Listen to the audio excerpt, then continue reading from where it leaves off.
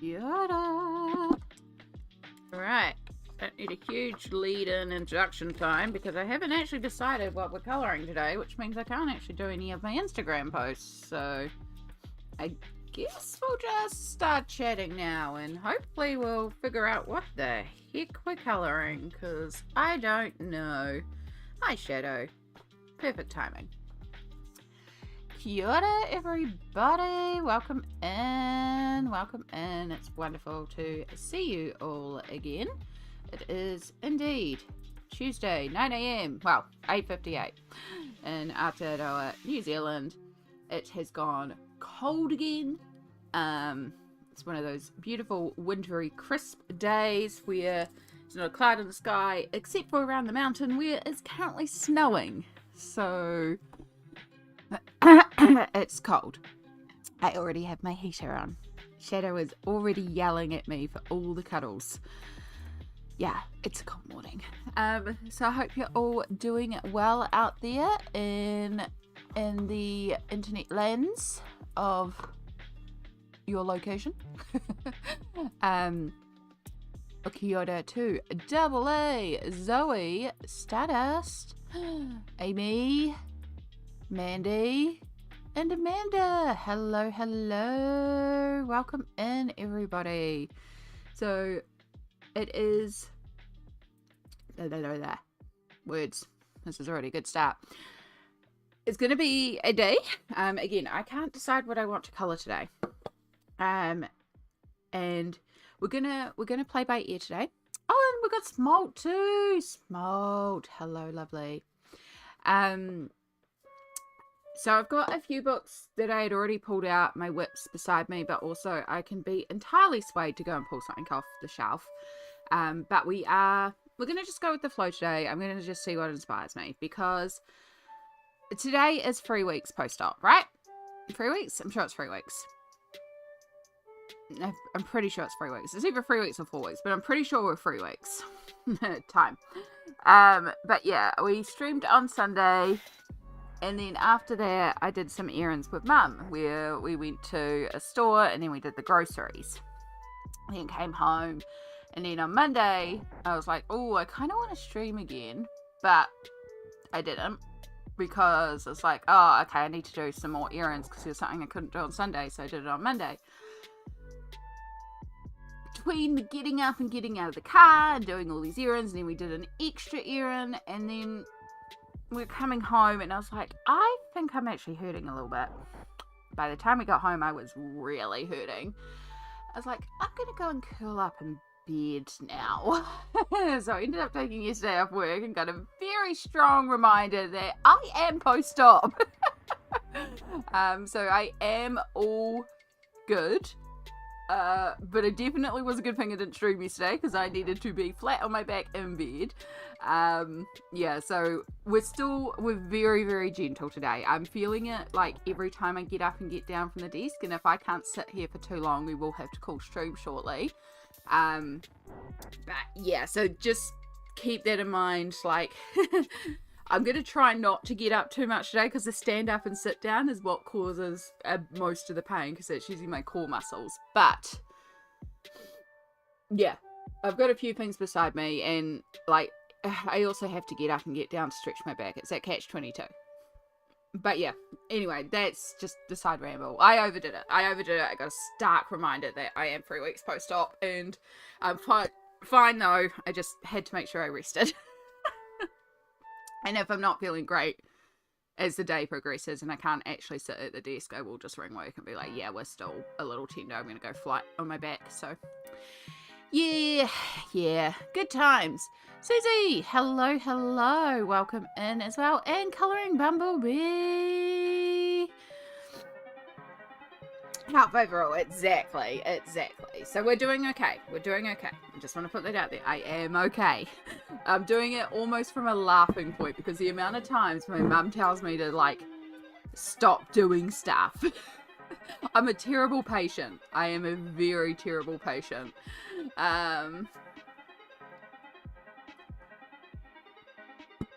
It's the same thing when I was growing up. I used to have accidents and trip up all the time because I never stopped running and doing things. So I was messaging one of my friends to laugh about it, and she just messages back like, stop doing all the things. I was like, yeah. She's like, no, stop doing all the things. I'm like, no. I'm one of those people. It's just, there's always things to do. Okay.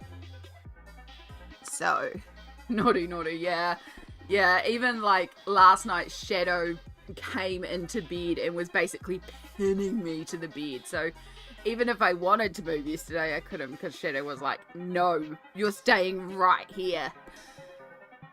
So, of course, we have Oceans to Stars, and we have that page that we marked a little bit ago, which I'm still very much thinking about doing. I love this one. It would be a good one to do with a marker base, and we ain't lifting the marker tub today. But I am leaning towards doing Oceans to Stars. I do have like water-based pencils and stuff here. The other one I have pulled up here is Cosmic Spirit. I don't have a page picked here, but I have it here. So maybe we can find something. Let me just move my microphone to the side of it. We're in a bit of a odd... something's not lined up quite right. Figure that out later. So I haven't worked on this one either. This is another Fabiana Atanasio. I also have beside me, for those that were here last couple streams ago, we started a page in Fantasy Kingdom Special by Colouring Heaven. This has got designs by Chris Ortega. So we do also have Batboy that we can carry on with, which is a bit different for me, but also it's really fun colouring abs. So yeah, we can carry on with Batboy, which it's not actually a Batboy. We're colouring it as if it's a Cambium, which is a half fiend from D&D.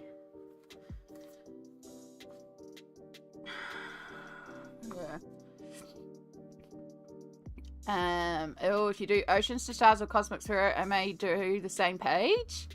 I really wanted to colour another page in Ocean to Stars, and I was thinking about either the Leo or Virgo portrait. Potential buddy, there you go, maybe. I mean, it is the Leo portrait, so that's leaning to quite a strong potential by the sounds of it. Let's just see if anything like captures me in here. This one has like a bit of thicker lines compared to some of her more recent ones. It should be on camera.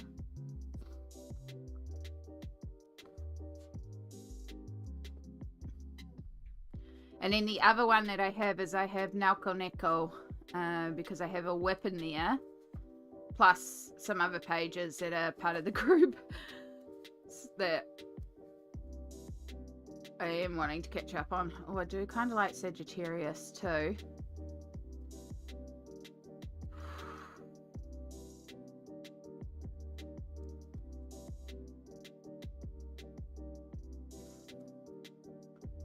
Yeah, I just wasn't 100% sure, so I was just like, you know what, I'll just start stream and just chat and see what we're vibing with on stream. See what y'all influence. Virgo's pretty.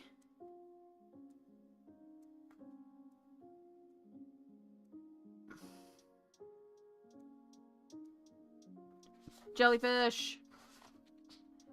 The lovers. I do love underwater, but I would probably want to pull out watercolors and stuff like that, and then that means getting up and getting supplies, and we want to work with what we've got around us today.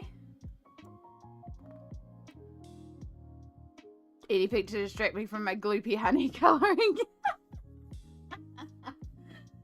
Alright, I'm going to put that one to the side because I'm not feeling that, and then in my pile of whips, because I have all my whips beside me for some reason, I have Nelco Neco, Story of Precious Cats. So this is more cats, which you know I love colouring cats.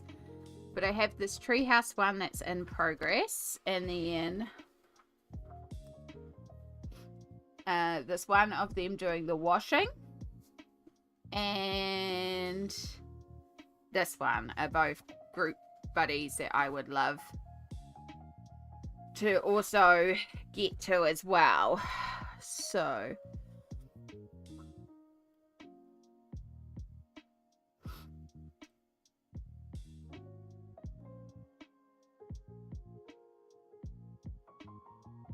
hi, Yana.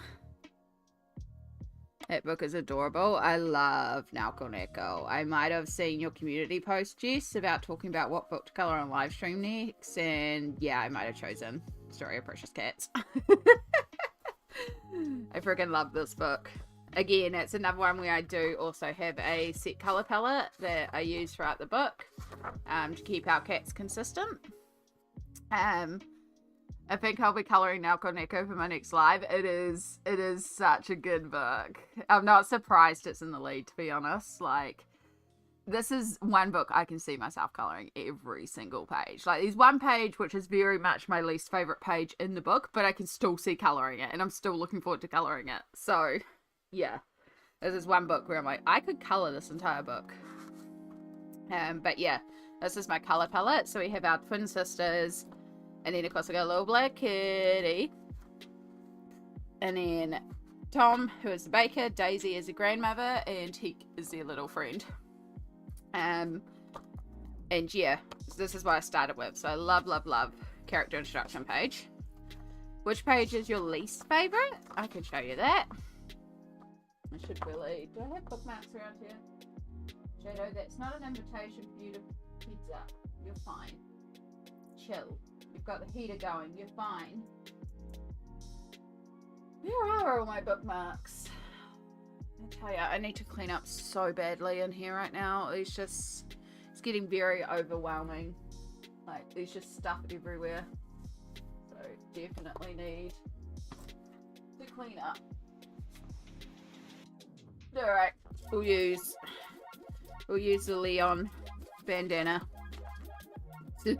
That'll work. They were on my desk, but there's a lot of stuff on my desk. Like, I need to do a big cleanup, but I put a lot of stuff on my desk so I didn't have to lift.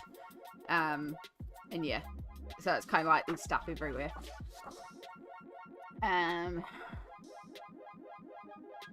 Nelco Neco has 45% of the votes. I've definitely be colouring it. Yeah, I clicked into it because I was like, yeah, I'm going to vote Nelco Neco. I have to. And then I saw the ratio and I was like, I'm pretty sure Nelco Neco's going to win. These are some of my favourite pages as well. I also love the cake page as well. I like the ones with food, actually. I'm finding that.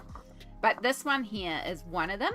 It's probably, yeah, this one. Because there's also a lantern one, which is similar. So the balloons, which is still going to be great to colour. I'm not excited about the balloons, and it's a lot of sky and a lot of balloons and very little cat. So it's still a cute page. It's still going to be fun to colour. I can pull out washi tapes, which will help with the design. So, like, it's not the end of the world. It's just not my favourite thing in the book to colour. So, and then the other one is this one. However, this one I can see doing some really fun light sources on. The only reason I don't like this page is just how black some of the lines are. So, yeah, like, again, they're not awful pages. I know how I'm going to approach them. They're still going to look fabulous when they're done. They're just not my favourite pages in the book. I would much rather colour something where it is about the kitties really closely focused. This one's just going to be some fun light playing, which I love anyway.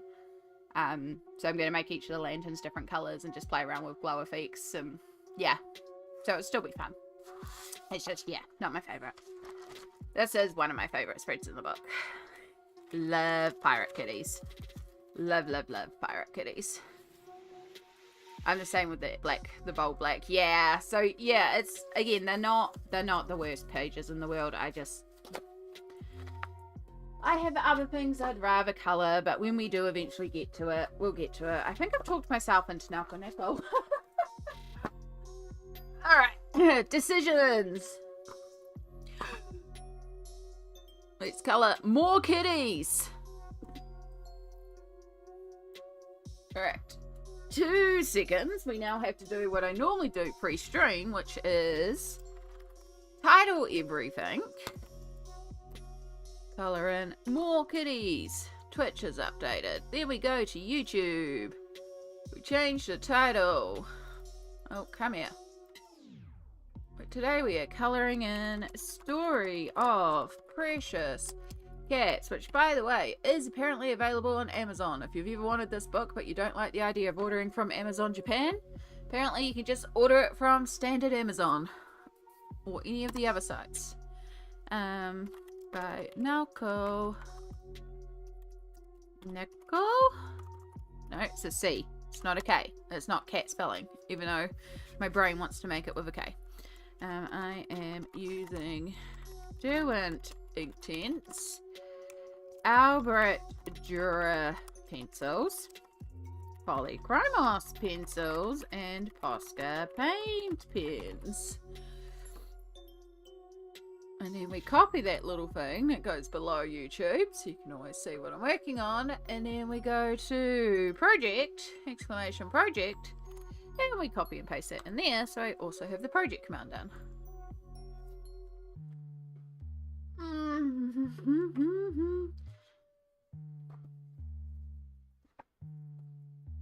And then we go back to the page. And we grab our camera, which is needing a toothpick.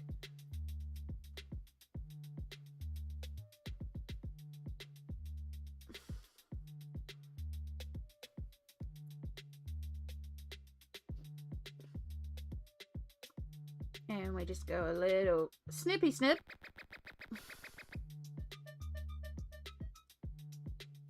And then we unlock the phone, because it let me do that without unlocking the phone. We go to Instagram, we go to stories, we go to our gallery, we put the picture,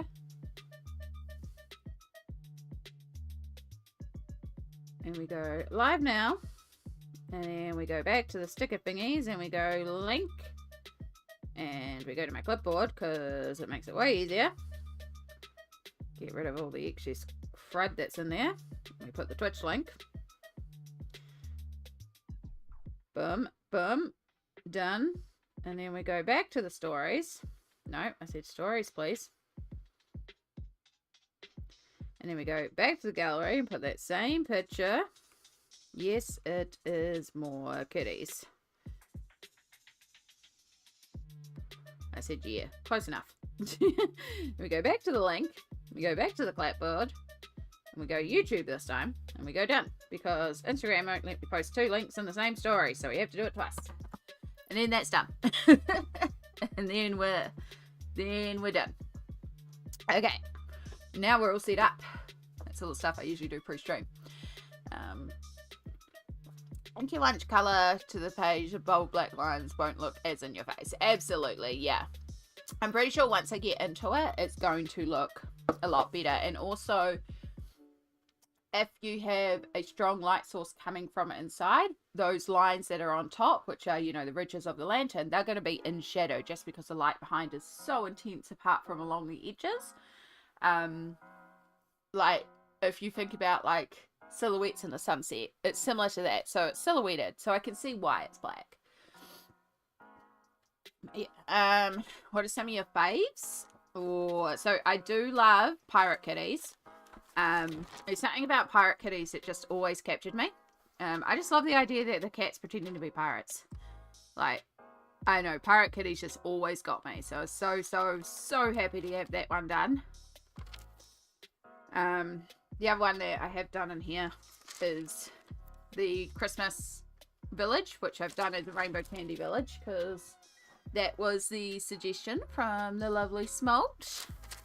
And I adore this one. This one took so long, but it's so cool. So yeah, Rainbow Candy Village. Those are the two that I've done. There is an Alice in Wonderland one. That is... Okay. We'll just go from the back of the book, because there's quite a few of them. So I love this double page Alice in Wonderland spread. Like, this is a lot of work. It's a lot of roses. It's a lot of flowers. I still love this spread. I just love that they're all dressed up in Alice in Wonderland. This book has such epic double page spreads. It really does. I freaking love the doubles in here. Speaking of doubles, the Halloween double is also fabulous. And again, they're all dressed up and they're just so cute. But yeah, that one's not one of my favorites necessarily, but I do really like that one. Same with, like, I just love the fact they're dressed up. They're so cute. But yeah, these are a lot of faves in here, to be perfectly honest. It's a hard choice. Again, Pirate Kitties. I love Pirate Kitties. I don't know, something about Pirate Kitties always gets me. And then... I really like the bread stand for some reason. The one where they're making pizza too is quite cute.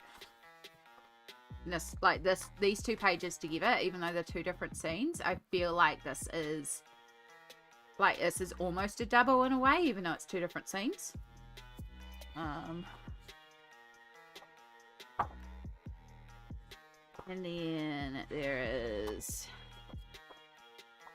this one here with all the cakes and the yummy treats. But I really like colouring cake, so this one appeals to me and what I like to colour.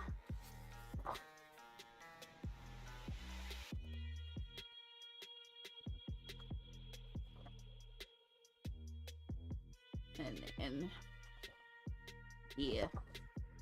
I also really kind of like this prologue page, even though this is the most cat-like of the cats.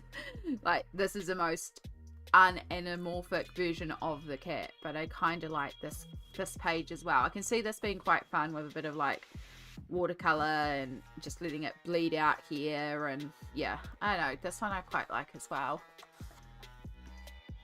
But yeah, I'd say probably what's left to color, and the big cake spread, the Alice in Wonderland spread, are probably the two favorites. But these are a lot, like honestly, any of them so cute. Oh, I do feel a little nauseous. We're okay. It's probably just my meds kicking in today. Alright, let's get in focus. Oh, apologies about the bumpy bump of the camera. Apologies to anyone who gets a little motion sickness. I try to not move the camera as much as I can.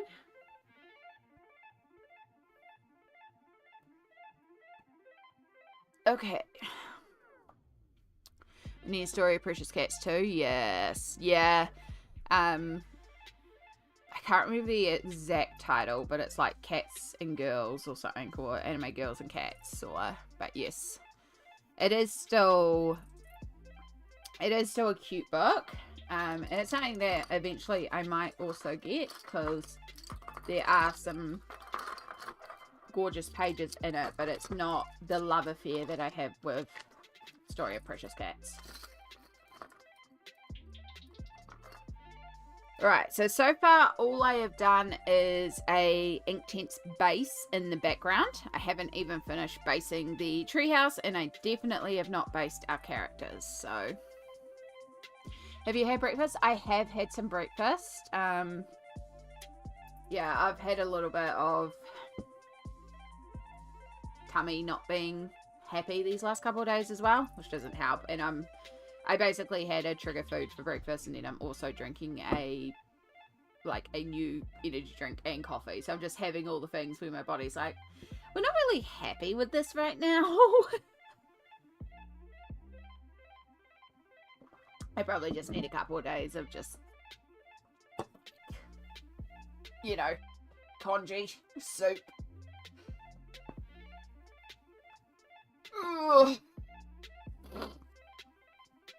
But we have groceries, which means I can also not eat.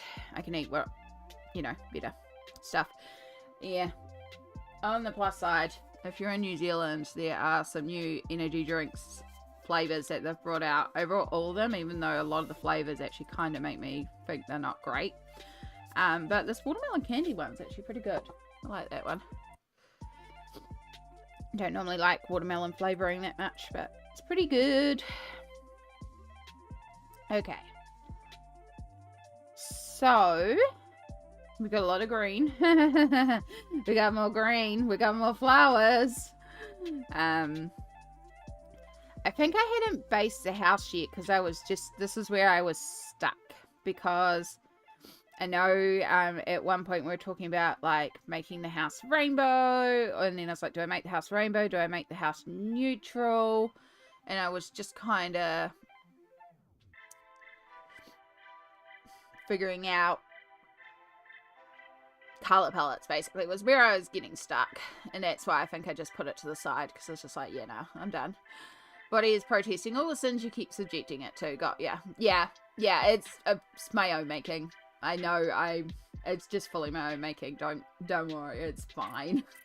I know what it is. It's I need to stop triggering. But also, sometimes you just need a cheese sandwich and an energy drink for breakfast. It's like, It's all good though. It will settle down. We'll just have all the self-cares.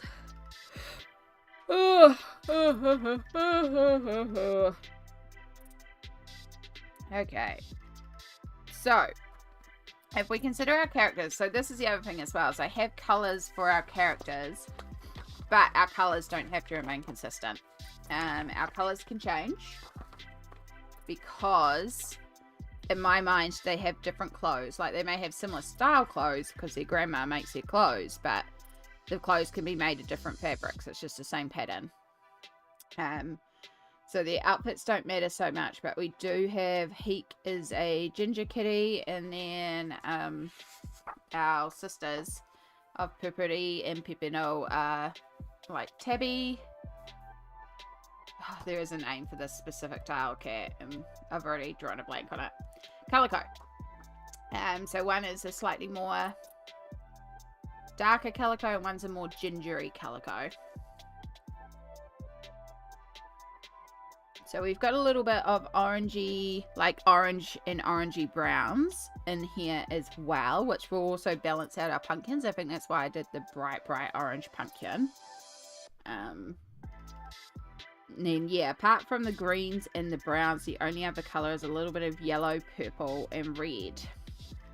So we could keep the palette really harmonious and just do the tree house as if it's all been made out of wood and it is just various shades of brown, and then carry those colors of the fruit into their clothes just to make it feel a little bit more harmonious. We could also do the same thing where we color the house in the color of the fruits and flowers, or we could just do full rainbow. Which, if we do rainbow, we will just have to just spend a minute making sure we balance everything. But it could be done.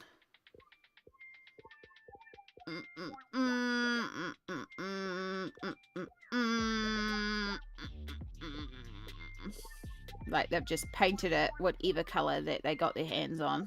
Like, they're little kids and they built this themselves. So it's a bit complicated for kids to build by themselves. But, you know, you never know.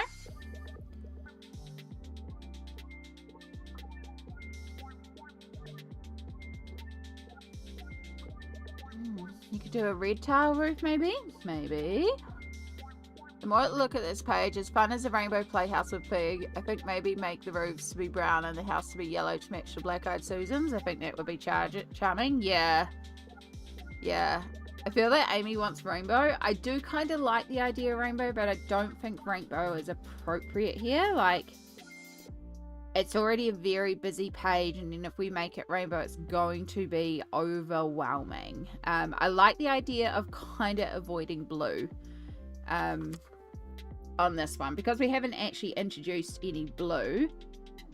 and keeping it in these warm but neutral tones, if that makes sense. Like, we've got the yellows and the greens, and then oranges and browns and reds, and then a little pop of purple. Like, the little pop of purple is really quite sweet in there. I think keeping it in that family could actually look quite nice. Make the roofs brown and the house yellow. Yeah. I like the idea of a yellow house with wood tile. Yeah, I'm kind of leaning towards that too. And I think that little pop of the warm yellow against this like green yellow of the background as well. Like, it's quite nice. Yeah. No, I think we've got a plan there. Alright. Shadow is asleep on the floor so intently that he's curled right up into a ball right up against the heater. He's cold. Bring a few pinks and reds into the clothes. Yeah, well, their Purpuri and Pepino's dresses are pinks and greens anyway, and Heek is also green and red. So I could do their actual cloaks colours. Like, it also works really well with the page to do their actual clothes colours. So we might just do that too.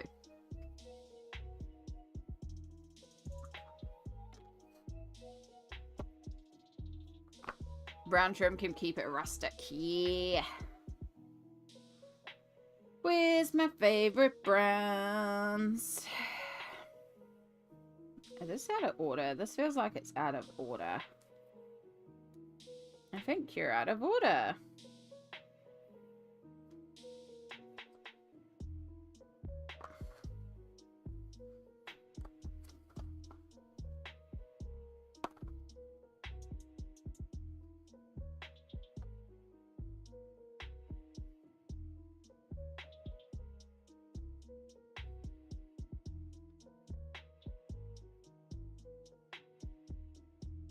Alright, that's natural brown. The only thing about Derwent Inktense, love, love, love these pencils. Hate how easily the names wear away and then you're staring at a pencil going, what are you? I need to relabel all my pencils. Why is it whatever Amy is colouring, Zoe wants to colour too, but Zoe doesn't want to colour what she's currently colouring?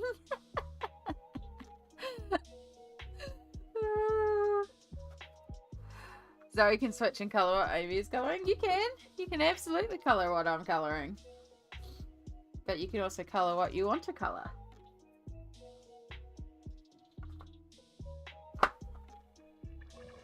Alright, so I know in the flowers, this is going back a while, but I know there will be some Sicilian yellow. You know what I actually need? And I have no idea where that is either. My colour chart. Possibly in here. Feels like a colour chart pile. Yeah, blank page note colour. The little wonderful tester swatch that Smalt sent me to show all the new colour range, which is still so beautifully done. So much nicer than my swatches. That's my old one. That's... yeah, that's what we want. Woohoo! Keeping things on the desk. Okay. That's what we need. Alright, so I know that there will definitely be some Sicilian yellow in those flowers. It's possibly entirely based with just Sicilian yellow. Just down as a base colour. No, she can't because she has lots of whips left to finish. It happens. Literally me, Zoe. Do I have a bunch of buddies yet to finish? Yes. Do I also want to colour whatever someone else is also colouring? Also yes. Yep. Yep. Gonna start the hashtag Amy made me colour it.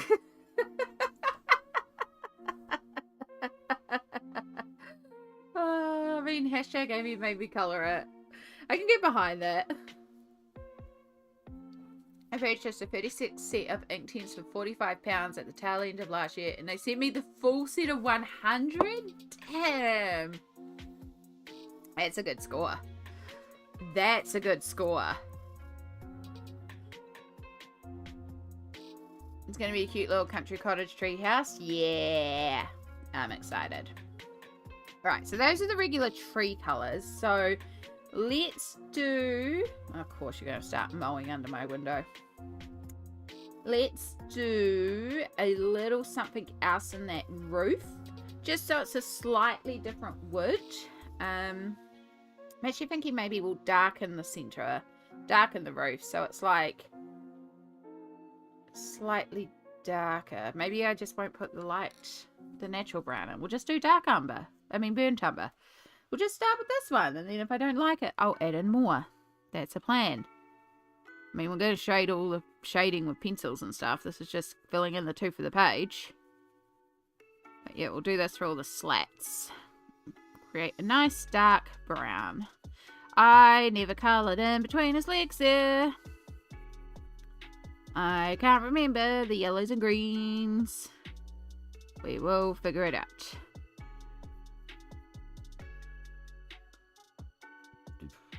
So I hope you are all doing well out there today. As I said, it is very, very chilly here at the moment. But it's also beautiful blue skies, crisp winter weather. And we're coping. I am definitely feeling this cold. I am definitely over this cold. But it's nothing quite like being curled up in bed at the moment.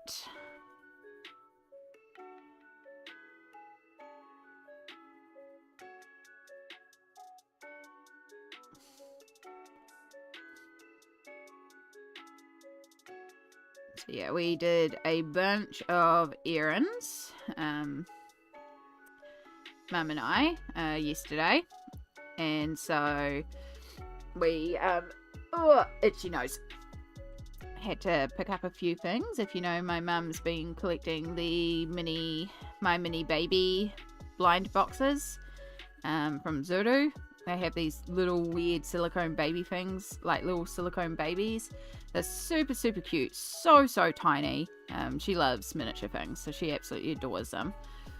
And so she was being desperately hunting the set 2 to try and get the high chair and the twins. The twins are the rare one. So yesterday while we were running errands, we went and shook them all, and we found one that was kind of different from every other ball. So we're like, we'll try that one, and then Mum brought another one on impulse too. And she managed to get not only the twins, but the high chair, so she's got the full set. She's very, very happy. The doubles have been going to my nibblings because they're the perfect size to make a newborn baby for fashion dolls, so it's not like they're going to waste. They are weird little silicone baby things, but they are very cute. Yeah, I didn't have a lot that I needed to do. I got some printing done for some projects that I'm working on, and then yeah, it was mostly just running around. I ended up having to shop online for the thing that I wanted because of course it wasn't available locally, but that's okay.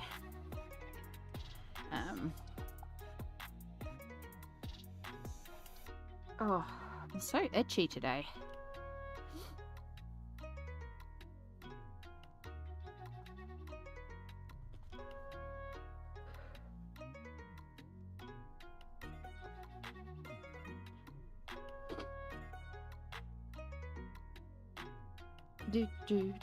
Right, I'm going to use the lighter brown here for these little bits. Like, these are like actual, I know, it's kind of like in my head the roof tiles are like age and maybe a bit of tar or something on them to keep it weather tight or something. Like the roof tile ones are darker than the like wood. That makes sense.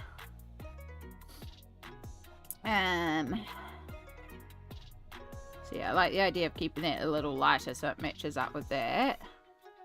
Do I do that bit? Nah, see, I'd say they'd put that like in the tar and weatherproofing and stuff, so let's do that one. The window borders? Yeah, I think that would be actually quite neat to do in the darker one too, wouldn't it? Like maybe they've painted underneath. Some of these almost... Well, you wouldn't use stone necessarily.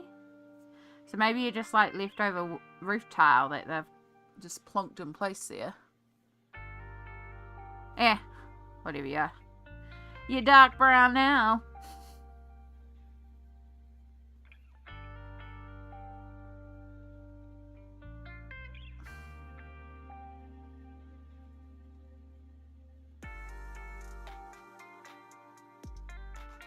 And you.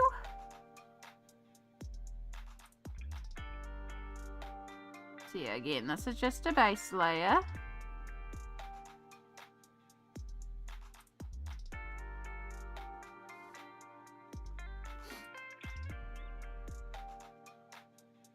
I love the fact that this side up here has two different windows. We've got this one and then we've got a wood one underneath it. Like, so janky. So love.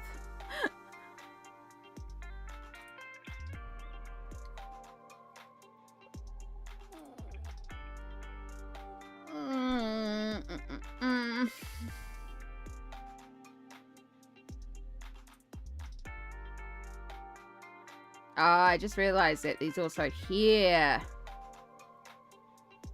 Like, you wouldn't put stones up in the tree. It would be too heavy, so that must be more wood. Well, that one we could do a different colour. That could be different. Like, we'll do the house yellow for certain. I'm going to start by getting some yellow in here. I do love with Inktense, so I don't have to be particularly pedantic because it's just going to do the job. Let's also get in. Let's save Amy some future pain. Pretty sure you're willow or saddle brown. Saddle brown.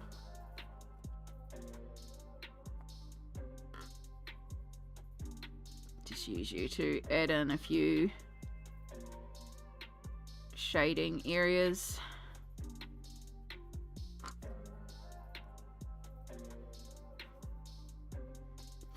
So what are we working on today, peeps? What's the colouring goals? What are we working on? I should have Instagram open in case anyone wants to pay art to X.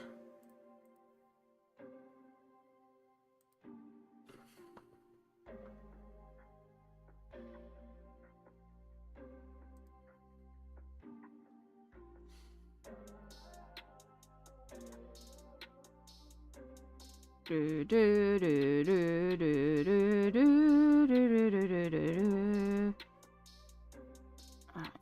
would undoubtedly be in some shadow, so we'll just put a little bit of you over there.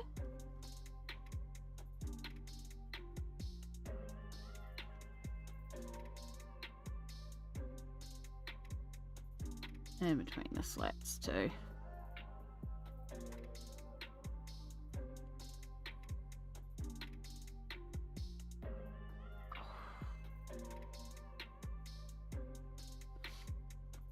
And the two horizontal slats on that square window, what about them? Are we saying they should be dark brown as well?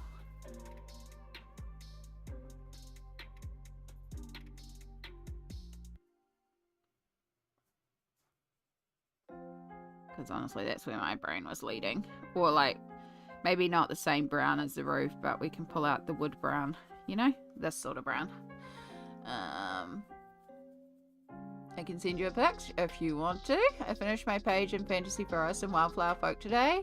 Also coloured a quick, cute and cozy page. Well done! All the pages.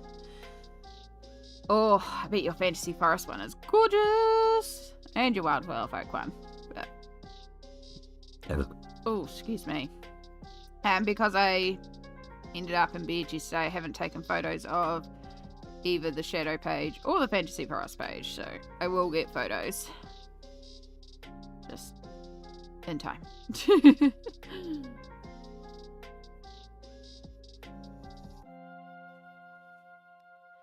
Alright. Yeah, I like this yellow. I really do like this idea of the yellow house. I think this is a really good choice in making it the warm brownish yellow. Like, I know it's not been activated yet, and Inktense can change a bit when you activate, but yeah, I like how this is. And yes, I know it's messy, but that's the joy of Inktense. You don't have to be pedantic. You can just kind of go for it. You're welcome. Well, this is why the rule is in Smalt we trust. Like, you've never led me astray when you've said do these colours. In Smalt we trust. It's rule 9. Is it rule 9 or rule 6? We did delete a couple of quotes, so it might be rule 6 now. I'd have to go and check. I also need to set up an Ashley We Vibe. The new subset. Looks lovely. Elizabeth, hello. Been here but not here. There's someone here but they're gone now. That's all good. Been working on a buddy color and dragon spell. Love it.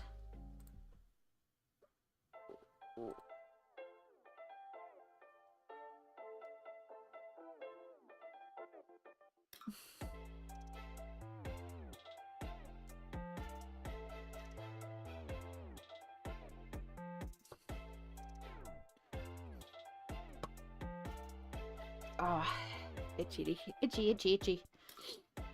Alright.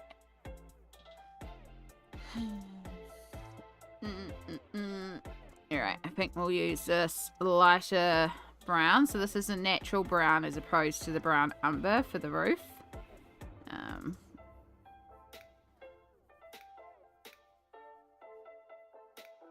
We'll do all the little joinery in here. And then I'm actually thinking that we make this a fun colour. Like, part of me is like, we do the red or we do the purple, or like, I'm leaning towards the red of the apple, even though the red's like, it's quite heavy on the red on that side, but we will bring the red up to Heek's bandana. So the red's going to be repeated. I actually think like it being red could be quite fun.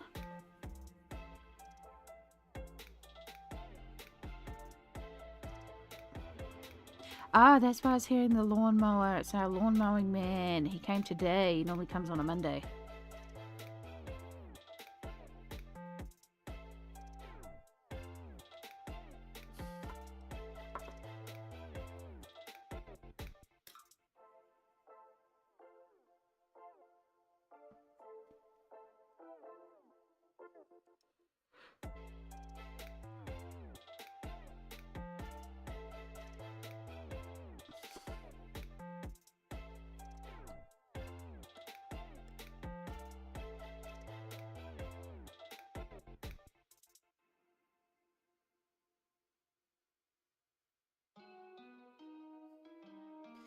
And then to keep with... Alright, this is coming together in my head now.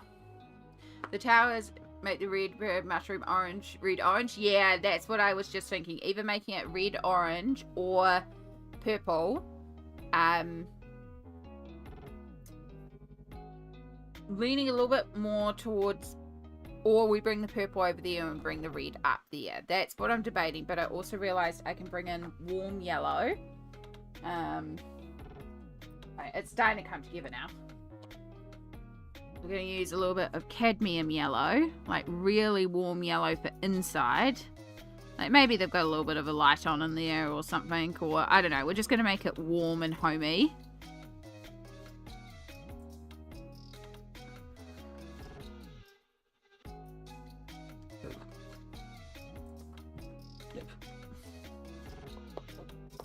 My brain is telling me that to balance it, I should bring the purple over there, but also we don't have to do anything. So purple, and then let's look at the red that we use to base Heek.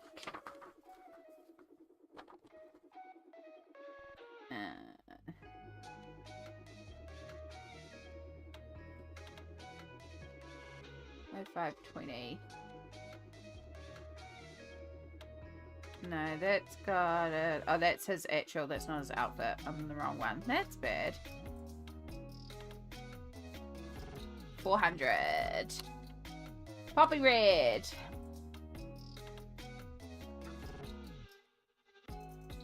So that's our Heek base outfit. And then I'm pretty sure I used burnt orange for the mushrooms. So let's pull that one out.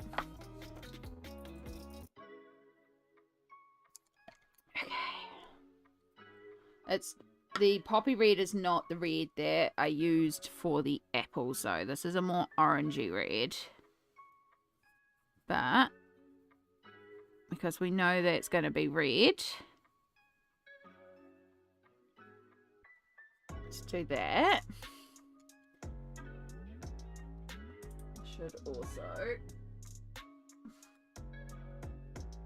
I know what color I used for the background because I was trying out a lot of new colors. I remember this now. Where's that lime green? That's what goes in there. Alright. Because it was the color that I was like, I'll never use the lime green. Found a perfect place for lime green.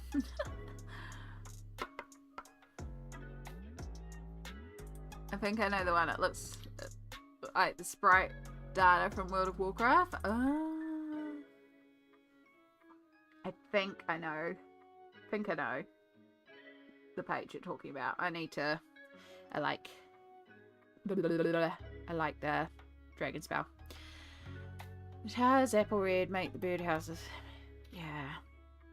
Because that's going to bring bright red, but not the apple red. Although that being said, I can very easily go over the apples. So there's no harm in that. We can change that apple red. Like, that's easy. Easy peasy. Which means I don't actually want to do that tower. I want to do the tower purple. I think I want to do the tower purple. And then we bring the mushroom orange up to the top there. Just to, no, because Heek is also orange. So let's not do that orange. Let's leave that because we might actually need to balance it around later on. Let's activate what we've got. Let's base the cats and look at their clothes and leave this as an opportunity to come back in and balance if need be, if we need to balance in additional colors. So we've got a lot of stuff down, so let's just activate that. Let that start drying. We can throw in the colors that we know have to be there, aka the cat colors, and then go from there. Because once we get, even though it'll be a base, it's not going to be the finished color. Like getting in the orange of Heek may change how we want to look at the orange. Color map and mapping, exactly. It is a little bit of color mapping, a little bit of color math, like, you know, just trying to keep things a bit balanced. So one of the things that I'm trying to do here, which if you're just like Amy, you're just talking a lot. Yes, I mean, I am talking to try and figure this out. But when I'm talking about balancing colors on the page, I'm trying to make sure that every color that is introduced is used somewhere else on the page because it helps balance it. And the prime example I can give you is the shadow page that we recently finished.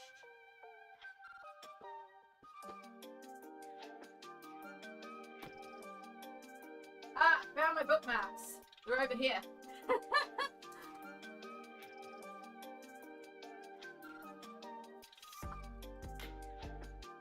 I found the bookmarks.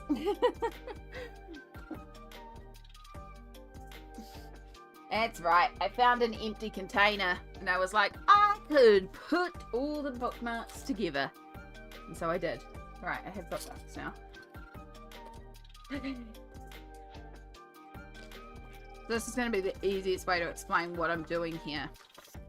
By the way, if you haven't seen it, this is the finished Leon/Shadow page. It will get posted. So this page has got a lot of colors in it, but every color in here has been used at another point. So for example, we've got the whites of the flowers, which also matches the white in the background, the red of the strawberries, which has been brought up to the red of the tulips here, the yellow of the background over here, which is echoed in the yellow of the plants and in this yellow over here, so it loops all the way around. The purpley blue here matches the purpley blue here, the pinky purple here matches the pinky purple up here, and then the blue here matches here. So everywhere is repeated, which makes it feel very harmonious, despite the fact there's a lot of color on the page. And so what I'm trying to do is make sure that whatever color I use on the page is also used somewhere else on the page, just to help balance it and bring that sense of balance. And when you create that sense of balance, it means that if you want to draw focus somewhere, that you can do that by introducing color in one spot. So by having shadow as our only black, on the page. Like, yes, there's a little bit of black in the butterfly, but the butterfly reads more blue. By having shadow as our only black on the page, your eye is going to draw here immediately. Like, this is such a focus. This is also a bit like of a darker value to everything around it, but with all the color around it, your eye is going to be drawn here first because this is the only black. If I'd done these flowers a different color and left shadow pure white, it would be a similar idea. However, it wouldn't be as focused because of all the white in the background. But yeah, so that's kind of what we're trying to achieve in another sense of, this is why I'm looking at those colors and trying to put them around the page, because we want to make sure whatever color we use, we've used a little bit. So obviously green is everywhere. Yellows, like I'll bring in some yellows to the plants as well, like yellows and greens, done. Browns, done. Yellow of these flowers, done. Like yellow, green, done. But we have this orange, red, and purple that has been introduced, so we need to use them again. So the red, that's easy. It's being used on Heek. Again, it's slightly different red, so but that's easy to change. So this purple and this orange are two colors we need to balance. However, as I was saying, Heek is a ginger kitty, so the orange might work up there because we may naturally have some orange. We also have a little bit of orange in one of the cats. And then in turn, we also may introduce a new color for their clothes. And so if we do that, we want to make sure the clothes are balanced around the page. So it's little things like that that we can do to help balance our page. This is also a facet of Colour Fairy. It absolutely is. It is Colour Fairy as well. It's about how you can use colour to create a sense of harmony on the page, but also how you can force your eye to move around the page. And it's actually a trick that's used a lot in marketing too. When they're creating advertisements, they want your focus to be drawn to the advertisement, but they want your focus to be drawn to certain areas of the advertisement. So how they use colour, where they place the colour, where they're forcing your eye to look in the advertisement, really, really fascinating. There's a lot of psychology that actually goes into it.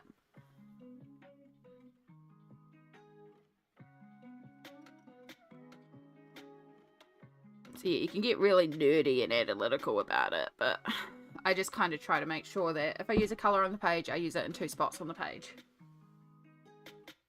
That's sort of my breakdown.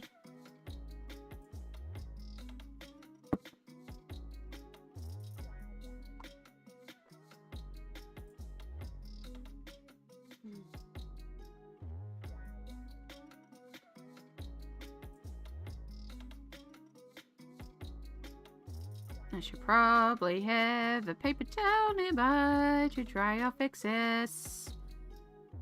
Oh wow.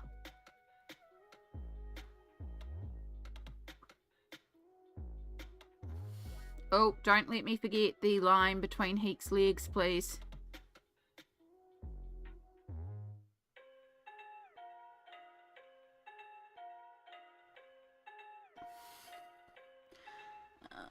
It's nice to see how a spink becomes planning their pages. Yeah, happy to share it.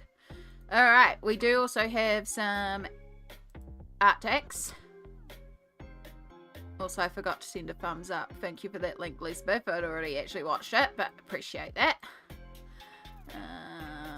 Oh, and there's some other art text, and we just need to accept that one. Thank you for letting me know, Amy, to go and look at my messages. So that has come through, so you should be able to see the pic now. Alright. Right, first art text. Line between the legs. No context needed. None whatsoever. First bit of art text comes from the lovely Lisbeth. We're going to have to just do a little zoomy zoom. Oh my god, look at that page. It's gorgeous. So it's unactivated Inktense at the moment. Oh. I want to go work on this page now. We can change pages, right? Yeah. Love, love, love.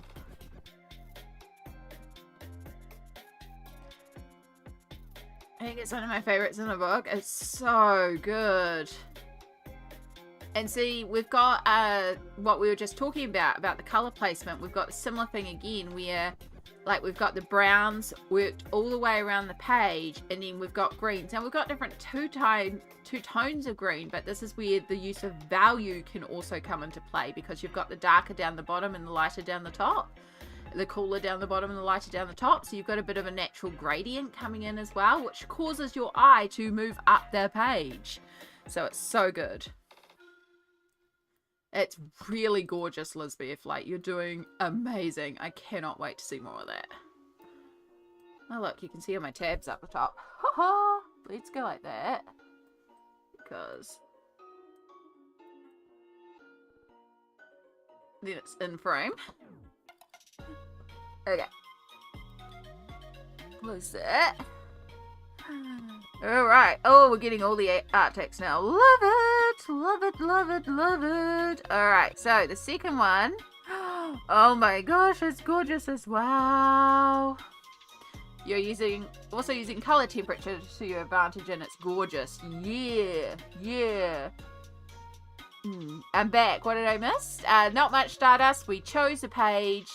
I put some Inktense down on the page, and now we're going for a bunch of art text because we just got sent a bunch of art text. So we're doing art text, and I'm very, very happy. I also realized why this is so out of frame and why this feels wrong. All right, that's all correct now. So the next one, this comes from lovely, lovely Amy, okay, Mirai, and again, I'm just going to have to go yoink and make it bigger. But look at the bumblebees. Look at that honey. This is the gloopy honey. Look at that honey and the depth that has been gotten on that honey. Like, I can see it being glossy and rich and thick honey. It is gorgeous. I have no idea what I'm doing with the honey, just making up as I go along. Amy, I would never believe that looking at this. I'd be like, you know how to work liquids. Yeah. 2 more things I've seen through finished Froggy. Heck yeah, mana. All the happy mail. Not happy mail, Artex. Happy mail is a very different thing. Although this is kind of happy mail because it's like a digital mail, DM, digital message. You know, and it makes me happy. So it is kind of happy mail. But yes, so good. The honey is amazing. So much honey. I've had this as a whip for about a year now. I mean, colouring Bumblebee. This is a Bumblebee page. I know Bumblebees aren't technically your favourite, but also. But yeah, I would be like putting this as a whip for ages too. I should also start washi taping around my borders like that when I'm working on these pages. I never do. I'm always like, I'll just black it out later. That's very smart. Stunning. So good. There are so many lines. So many lines. Thank you for the self-care reminder, Smalt. I'm kind of taking a little self-care as we do this as well, so it works well. Alright. Alright, so the next lot of happy mail that we have... happy mail... art text. I'm doing well with words. Art text. The next lot of art text that we have is from Colouring Bumblebee, and this is the Fantasy Forest page, similar to the one that I was working on recently. Again, we have to make it big. Why are none of them big today? Instagram. But look at this. This gorgeous page. I love how that turned out with the colour balance. And the fact that she's either glowing or the moon or both. Like, the use of palette. So again, this is a very limited colour palette. You've basically got 4 colours. Brown, green, blue. Brown, green, blue, and pink. And in yellow, so 5. But yeah, so beautiful. So beautiful. Keeping it very, very harmonious. Oh, I love. I love all the little, like, glows on the edges and just, yeah.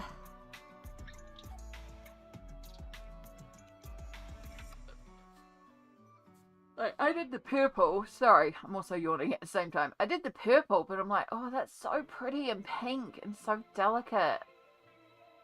And I'm like, I should have done pink. But also I like my purple. It's just fun to see so many different interpretations of it too. So, so good.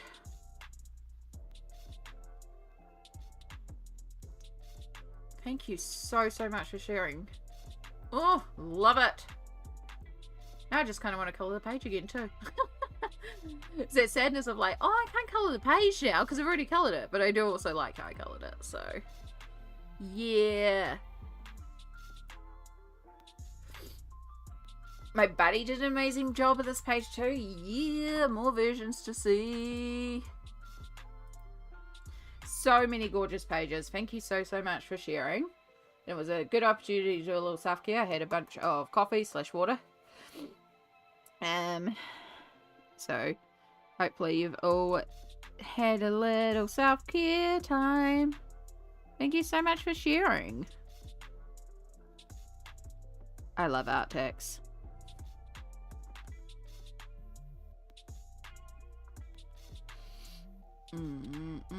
Also, Pauline, hello, welcome in, and Rebecca and Brittany, kia ora, welcome in. Yes, that book is Fantasy Virus, Mythographic Fantasy Virus by Fabiana Atanasio. It is, let me just get this blended while it's all still active.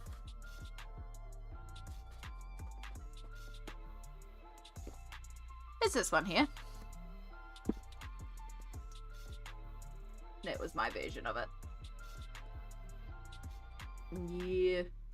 Glitter. I love the little bit of glitter across here.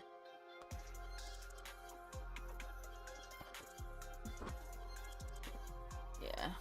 Kitties look so cute. Thank you. We're just trying to finish off the Inktense base. This is an old whip. And yes, we are colouring more kitties, because that's where I ended up on today. I wasn't really sure what I was going to colour when I started stream. And then I was just going through some stuff, and then we kind of ended up talking about Nelco Neco, and I kind of talked myself into Nelco Neco, which I'm not mad about, because I've wanted to try and get back to this whip and then get some other pages done in it for a while.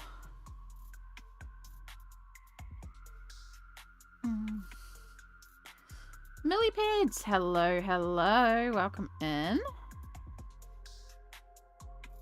I hope everyone's doing well that's just joined us.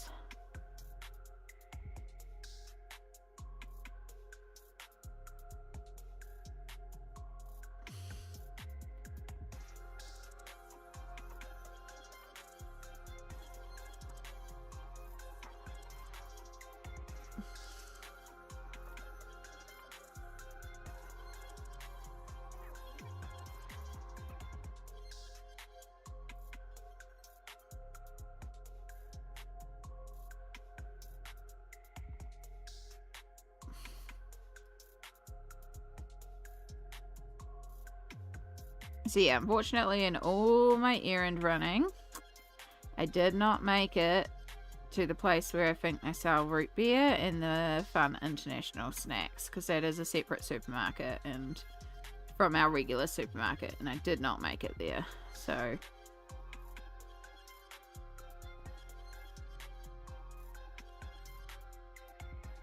but that's okay.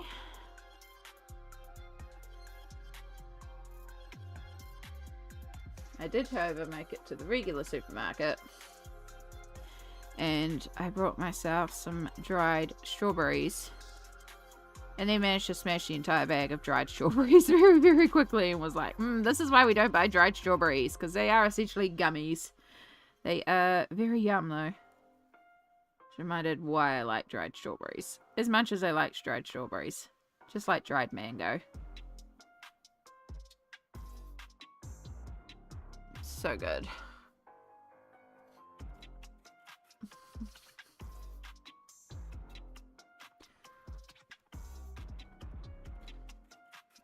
Any more lamingtons? Not today, and I probably shouldn't today because I don't think my body would be very happy with cream today. no cream. Plus it would mean actually going down to the bakery, and I'm not doing that today. We're trying to mobilize as little as possible today.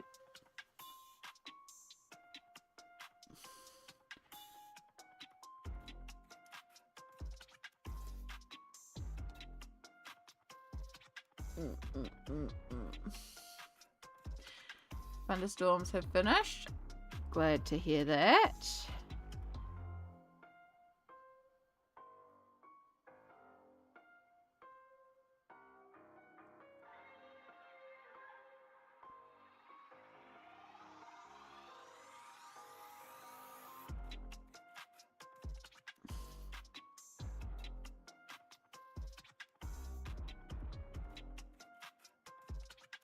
You gotta try freeze-dried strawberries, a whole other level of snack. Yeah. So I tried, recently I tried some freeze-dried candy for the first time.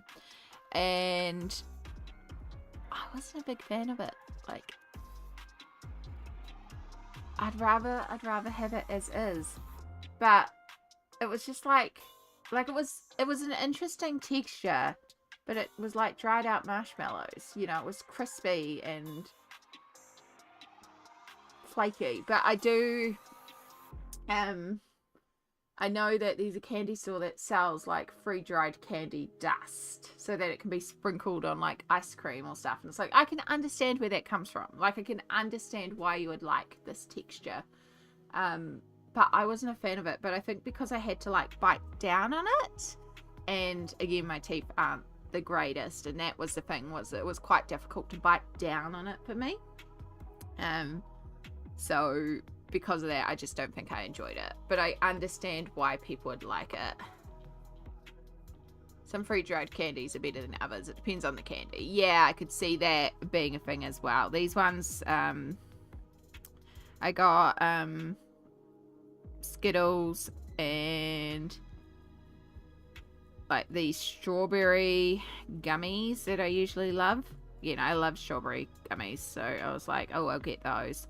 And the strawberry gummies were like puffy, and yeah, I don't know, I just wasn't the biggest fan of it. Like, it was still tasty, I still finished them off, and I can get behind.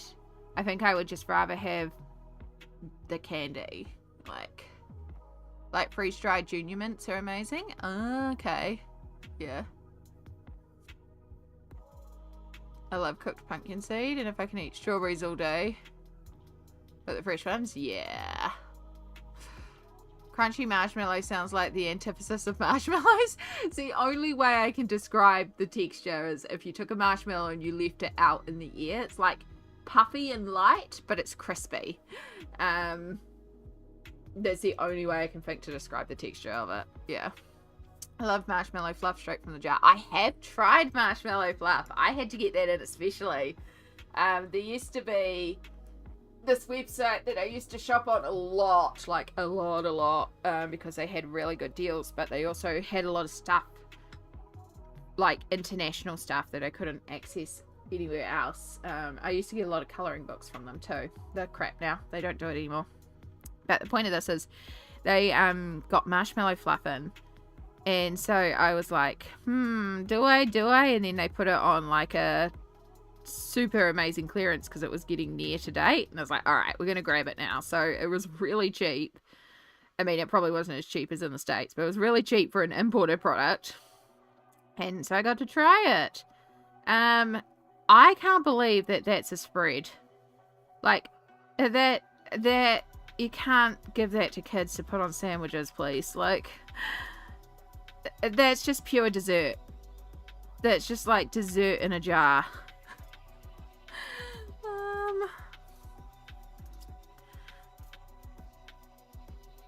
Like, please tell me that you don't legit just have marshmallow fluff sandwiches, because that's what it feels like. It feels like a jar of peanut butter and maybe you make a marshmallow fluff sandwich.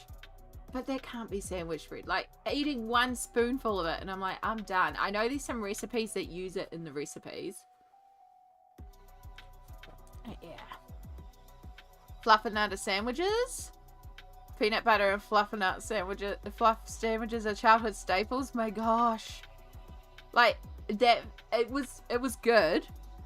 It was very sticky, and it also felt a little oily to me, because it was missing the dryness of the like marshmallow, you know, like the covered in powder on the outside to stop them being sticky. So I was kind of missing that, but I could get behind it.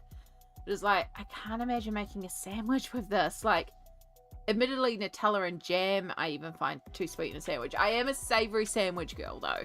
Like, I find sweet sandwiches strange to me, so it does make sense. Like, I'm not the best one to judge this. Like, give me a cheese and pickle sandwich over a Nutella sandwich any day. Small Nutella. Ooh, you're heading to bed now? Time for bed. Oh, good, Jess. Thank you so much for being here.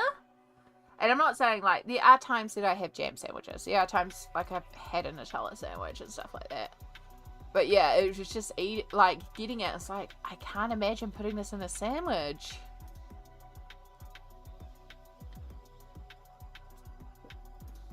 Also like it on fried dough with Nutella and cinnamon sugar. Yeah. Okay. I mean, I didn't have it with peanut butter at the time, and I do regret that, especially now fluffernutter has another meaning. And I kind of want to see what a fluffernutter sandwich is. But I'm not a fan of, like, peanut butter and jam sandwiches or peanut butter and honey sandwiches, so it probably wouldn't be my thing. If I have a peanut butter sandwich, I want a savory peanut butter sandwich, and I literally put pepper and salt on my peanut butter, because again, my peanut butter doesn't come with any salt in it. It's just ground peanuts, so I put a bit of salt to make it more savory, and I put pepper on it. Sometimes I put chili on it too. So yeah, I mean, I have weird sandwiches though, but I like my sandwiches. So yeah, but it's just like, damn. But that being said, like, if I view it more like Biscoff, which I am putting Biscoff on a sandwich, I'm eating that out of a jar with a spoon. Yeah, and the times that I have Nutella, like, that doesn't make it to a sandwich. That's from a jar with a spoon. So, yeah, if I view it like that, that makes a lot more sense to my brain.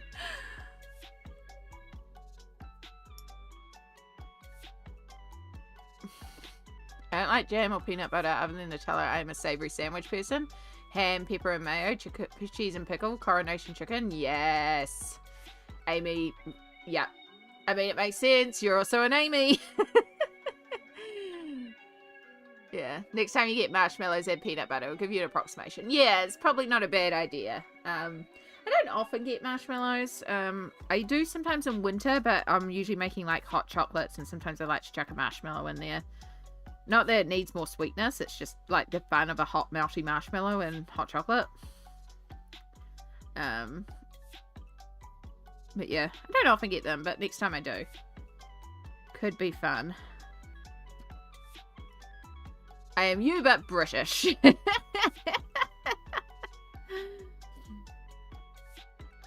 Oh my gosh, if we've found another twin, it's not by chance that you have a birthday towards the start of January, do you? The joke is because there's KP, who's not KP, sorry. TK Dodo. Too many letters. Too many letters that my brain is confusing. But they're not named Amy, but they are, you know, same birthday. So, joke is twins. And so now it's like anytime it's like, you colour and you also are this, then twin. Yeah. Can't be a good singer. Bacon and ketchup, honestly. Bacon and ketchup. Or bacon and tomato sauce. Even a bacon buddy, which is just literally bacon and butter and bread. I love a good buddy. Just like a chip buddy.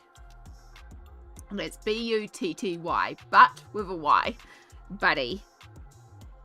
And that just is, a buddy is a butter sandwich. So if you have a chip buddy, you're putting hot chips. You can put crisps in too, but hot chips is the go-to. Hot chips and a butter sandwich. Bacon buddy, bacon and a butter sandwich.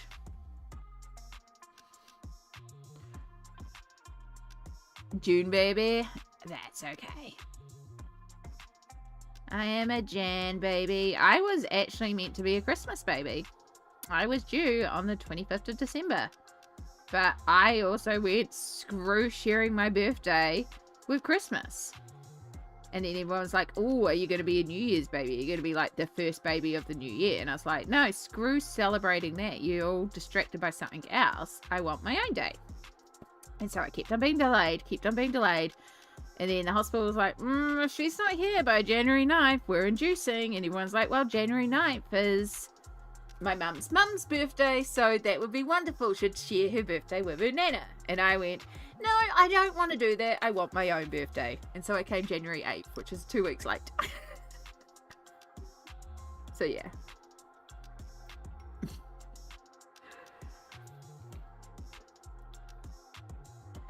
Mature cheddar with cheese and onion crisps, yes. Or mature cheddar and salt and vinegar crisps, like the tangy salt and vinegar with like cheese. So good. I have still a cheese and pickle sandwich, and I do have salt and vinegar chips open.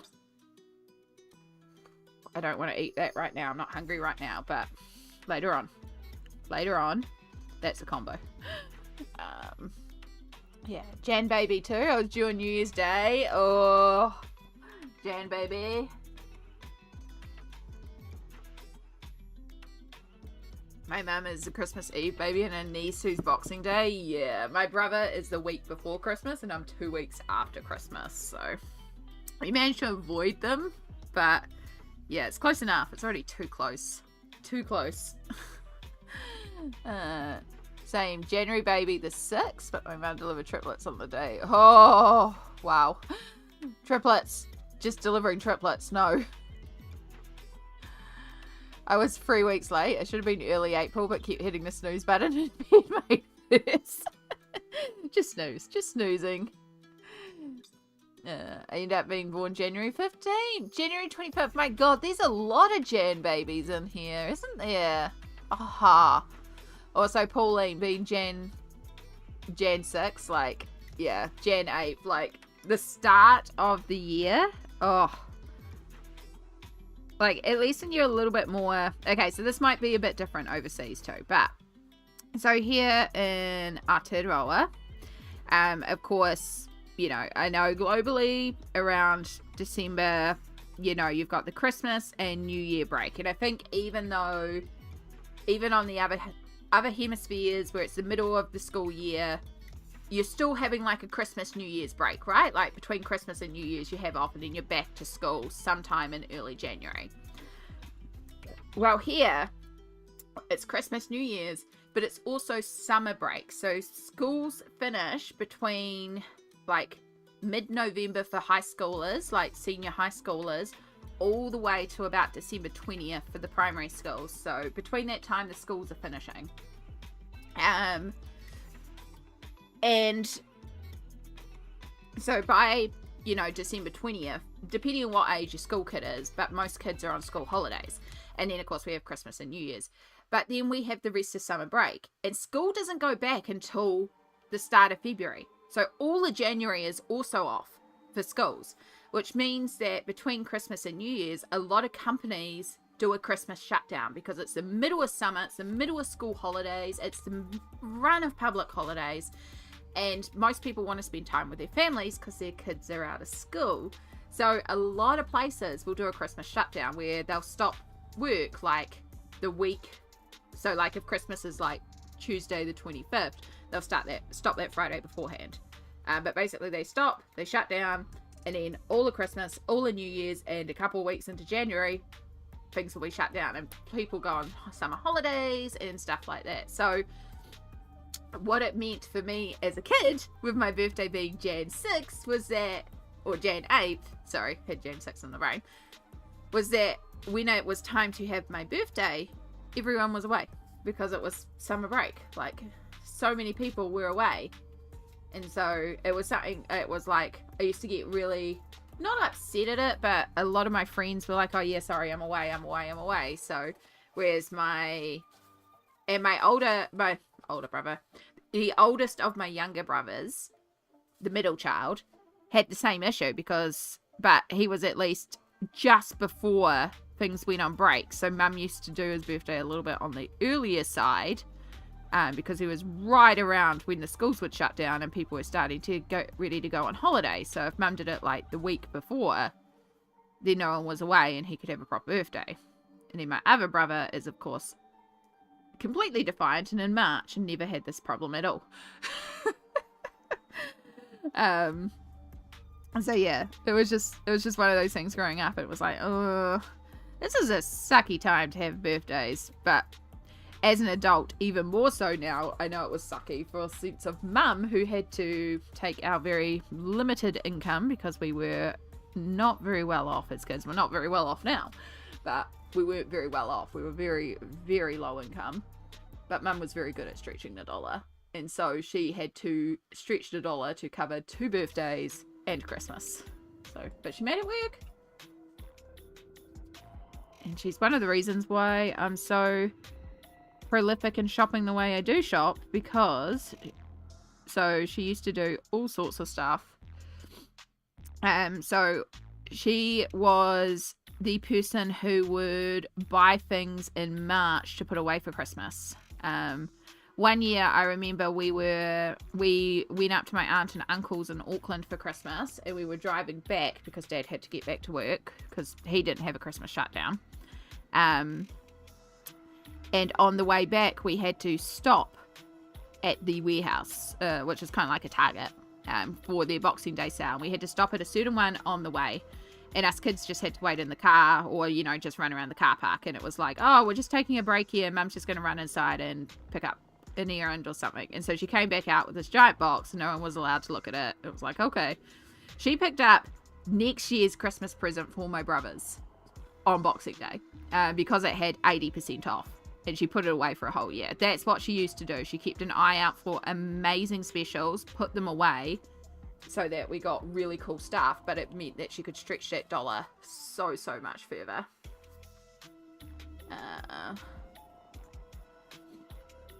And yeah, so whenever we had like friends' birthdays and it was like we needed to have a present, she had a present box in her cupboard, and it was literally, you know, she would go to the warehouse and she would find, like, if a Barbie doll that was normally $20 was on clearance for $3, she would pick one up and just put it in here and remove all the clearance stickers, and those were gifts. So we always had things, we always had gifts, we always had amazing birthdays, because she would purposely buy things and put them away, because she had to stretch those dollars because we did not have the funds. So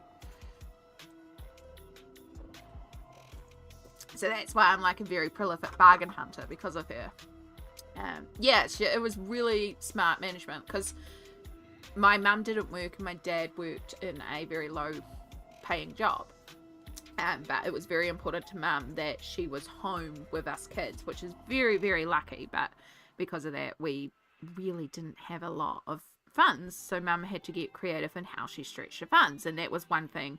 She always wanted us to feel like we had amazing birthdays. And a lot of people would, like, a lot of my friends, when I was teenagers and we were talking about birthdays, and they're like, man, I can remember your birthdays. I was like, my mum worked hard to do that. Like, there was a lot that went into that to make those birthdays what those birthdays were.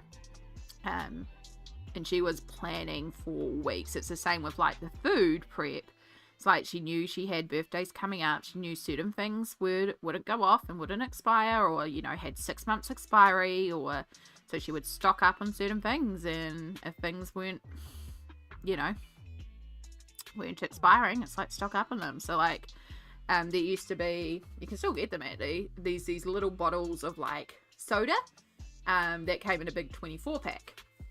And so they were great to put them on the table. So just wait until they popped up on special. And she knew, like, every once in a while they'd do an amazing special where instead of being, say, $20 for this pack, it would be $5. And they lasted like 6 to 8 months. So it was like, cool, it's on special, then should stock up. Yeah. Stuff like that. I think I'm going to go post you on the big, I'm guessing that's TV, and pick a series of books for my next Rank and Ray. Ooh. Have you done Matchstick Mouse? There's at least 6 of them. Yep, Matchstick Mouse. And if you've got Any Day, you could technically slip Any Day in there too, because Morgan O'Brien. If you haven't done, I can't remember if you've done Kirby. I'm always going to vote Kirby, because I love Kirby. I know Jess has done Kirby, and I know someone else has done Kirby, and I can't remember if it's you, Zoe. or not. I don't think you have, though. You have done Kirby? Okay, cool. Wait. I'm just looking up your channel. There's your Lulu Mayo. Don't autoplay anything, YouTube. Thank you.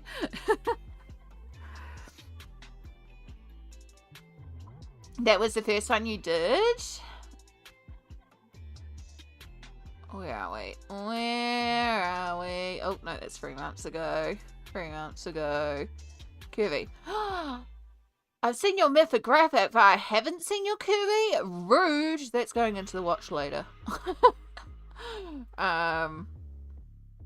Save to watch later. I thought I had watched the Kirby ones. I usually jump onto a Kirby straight away. Kirby's my favorite. I did say that if I was going to do a rank and rate, I would do a Kirby. Yeah. RJ Hampson is another one. I can see you've got a few RJ Hampsons. I'm just looking at your thumbnails and seeing what videos you've done recently. Nelco Neco. I mean, there's only up to 4 of them. 5 if you got Colouring Heavens. 6 if you got all the Colouring Heavens. I mean, you've got quite a few cozy, cute books that could be fun to do. Like, if you've got a few by one particular artist. Also, another one that I haven't seen done. You have all the Colouring Heavens, so you've got all the old Kanoko Gilsa. Eerie, if you've got a lot of Eerie. But also, Isuku, if that's how it's pronounced. If you have, like, the individual Isuku books. You have all the Colouring Heavens of Kanokas. There you go. Oh god, I've got 50 plus cute and cozy. Yeah, like, I know you have a lot of cute and cozy, but if you have, like, a lot by one artist, like, off the top of my head, I know Coco Wow and Jade Summer have a ton, but these other illustrators that have a ton out, like, I've got a few Vivi Tinta ones, you know. You only have 2 Yusuku? Yeah, the Witchy Lonely Pumpkins. Yeah, but I also know with Isuku there is the compilation one, and that's a little harder. I have 2 Isukus that I have been gifted that I still need to work in, but I was flipping them the other day because I was like, oh, they're so cute. I think I want to base them, but I want to base them with water-based markers. I feel like they'll be good water-based markers ones.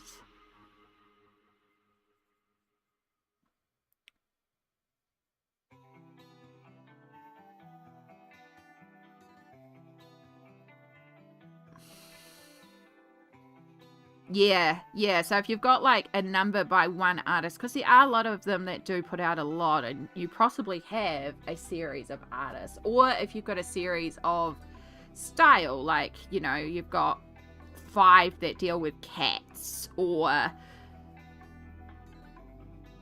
like, I know it's meant to be like the series, but I also am like, well, if I had, like, I have a lot of cat books, because that could be something I do too, is a rank and rate based on just cat. You want to colour in cats? Here's a rank and rate of all my colouring books that involve cats, because I have a lot of cat-specific colouring books. And so I could do a rank and rate of cat books. It's like, you want to colour in cats? Here you go. Here's a definitive list of books that deal with just cats. Gabby Wolf, that's another good one, yeah. I just got gifted a bunch of Mini Mania. That's so cute. Yeah, that's quite a few. Colour by numbers. Yeah, Disney colour by numbers. That's super fair about the paper, Brittany. That's super fair. Sugar Sweet has a cute book too. Yes, they do.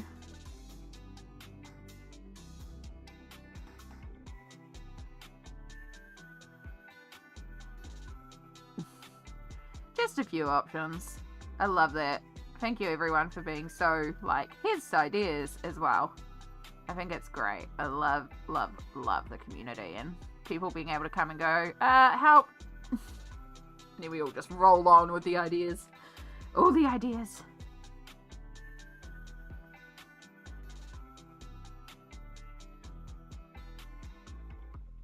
Oh, it's chilly, chilly, chilly. Who looks forward to videos showing new releases for the next quarter? I don't need any more temptation. But yes, I know definitely Kirby's new book, which I know is a compilation. I know it's the 10-year celebration. I have every single Kirby I need to complete my collection, and it's Kirby. And it does have some exclusives. It doesn't have the 4-page exclusive, which I'm really sad about, because the first listing mentioned that they were going to do a 4-page, and instead they just did a 2-page fold out instead of a 4-page fold out, because I was hoping it would be a double. Instead it's just a double. So yeah, I'm very sad about that, but it is really neat looking, so I'll still get it. I would have gotten it regardless.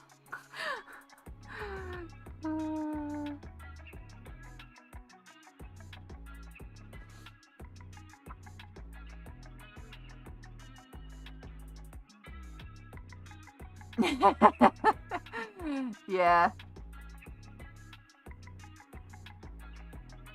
There's no, like, Brittany, whatever size collection you have, as long as you're okay with it, then it's the perfect size. There's no right or wrong number. It is, like, I like to have variety of choices, but also sometimes you can have too much variety, like, as long as you're comfortable with your collection. But yeah, if you're ever looking for some more ideas, you can just say in here, because the community will help and say, I am looking for this type of colouring book. I mean, Cassie the other day, bless her soul, came in here and said, does anyone have any suggestions for good animal colouring books? And then we came up with a lot. So there's some wonderful people out there, and there's definitely a lot of options.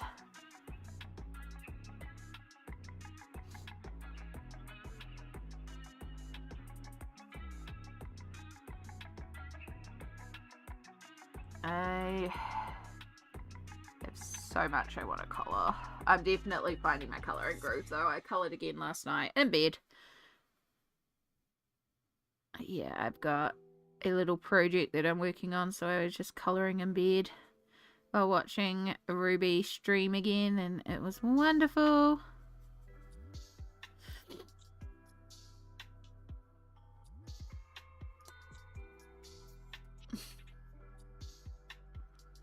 I have not Vitro, or Vitro,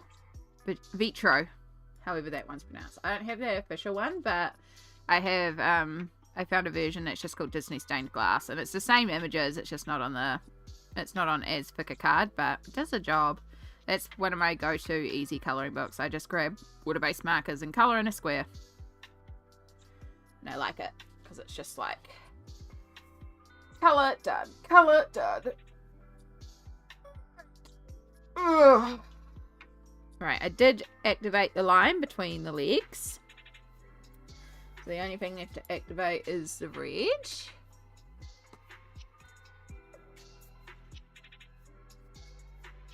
It's chilly, it's chilly.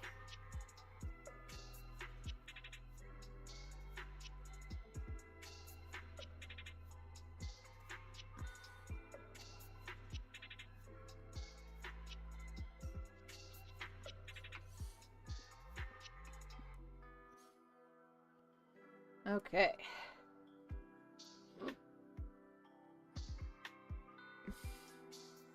I'm really sad I can't find Raider print book here. I love her cute style. Yeah. She has some gorgeous, gorgeous stuff. I did purchase, it was one of the things that I had to print. This is just a paper copy. I have it on bit of paper, but I did purchase her little bookmark thing, because I've always adored it. I just think that's so cute. So it's one of the things that I've got to colour. So it's like, I'll spend $3 on it. It's super cute. I think it's going to be fun to colour. Just good little projects.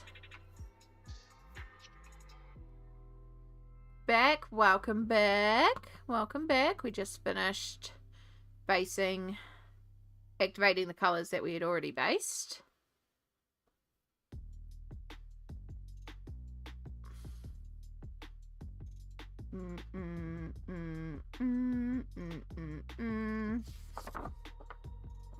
I love the fact that I can go quite heavy with the water in this and it still doesn't bleed through because I am somebody who tends to go very heavy with their watercolor. Okay, I'm going to give this a good blast with the hairdryer just to dry off what we have already activated. And then we'll carry on putting down some Inktense.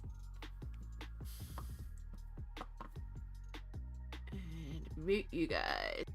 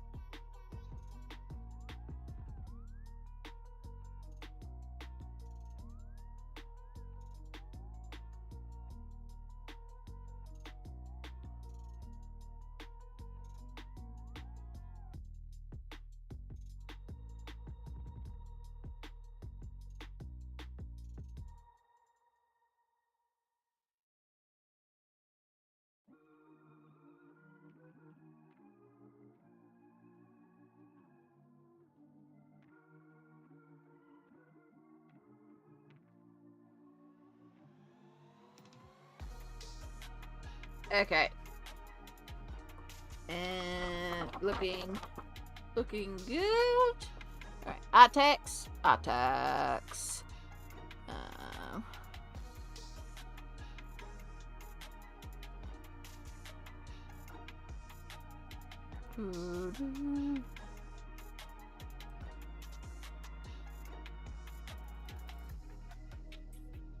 Yeah, I've got... Oh, okay, that's going to make sound, so alright, mute this tab. Mute site, that'll work.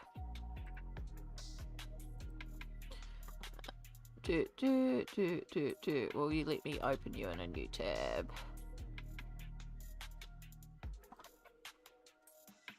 Okay.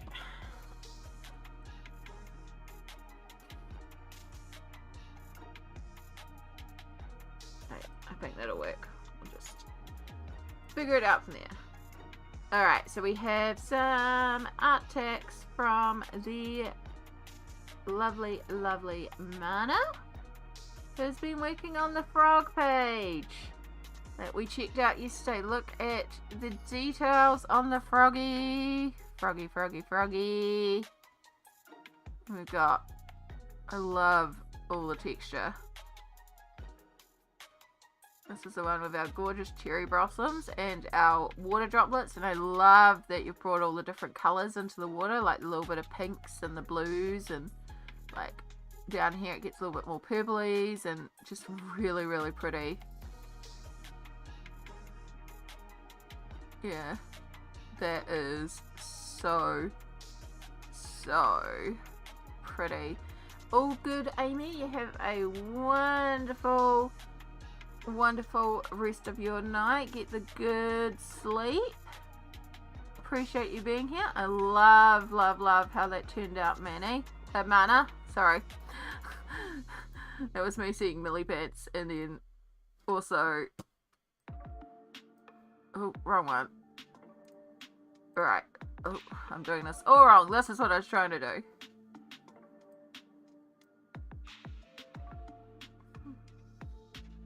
So we could see all the pretty glitters.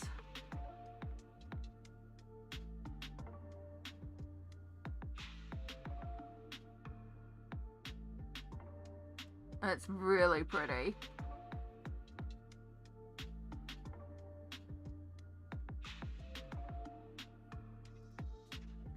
Thank you so much for sharing. Katrina, kia ora, welcome in. New to the channel, it's lovely to have you here. We're just sharing off some gorgeous work that was done by Mana. And yeah, we're doing good. We're doing good. Hope you're doing well. We've just been getting some colors down on the page here.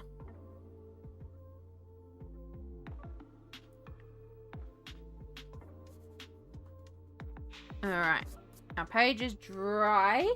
So I have our color chart here for our consistent colors that we use for our peeps. Okay, so let's start with Heek, because Heek doesn't actually have a lot. So we want 1900, which is Willow.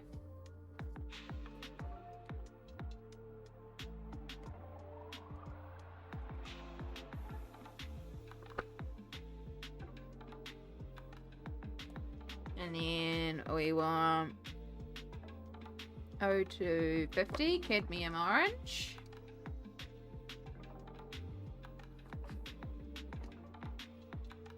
O220, which I believe is Sicilian Yellow, which we already have out. And then 0520, which I think is Carmine Pink, which is like done for the ears and stuff. And then 1510, which is Beach Green, which is done for his eyes.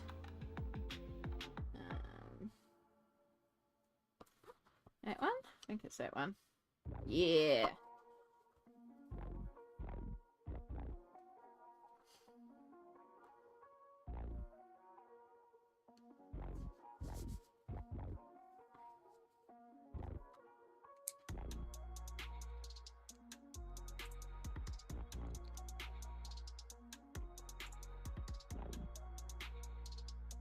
Okay, so for what we're trying to color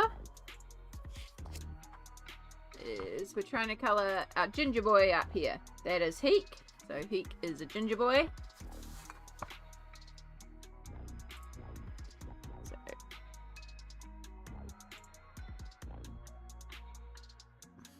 we use a bit of Willow, Cadmium Orange, and Sicilian Yellow to create our ginger fur. So this is just a base layer, and then I come in with pencils and add in fur texture. But Heek's not hard to base because he is all pretty consistently one color, which does make it a little on the easier side, which I like.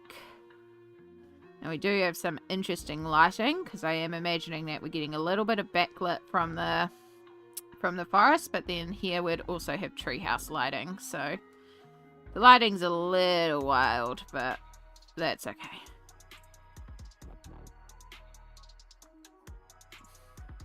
That's your entry. Ooh, good luck. Fingers crossed. That's exciting.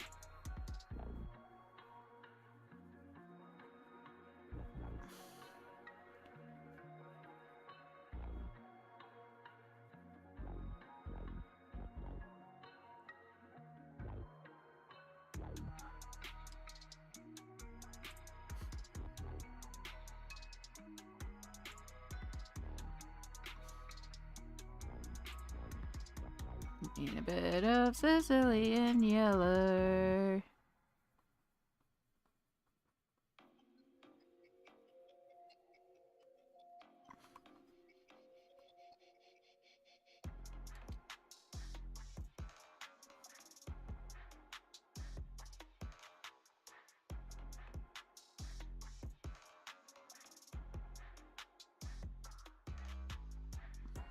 Be right back. No worries, Zoe.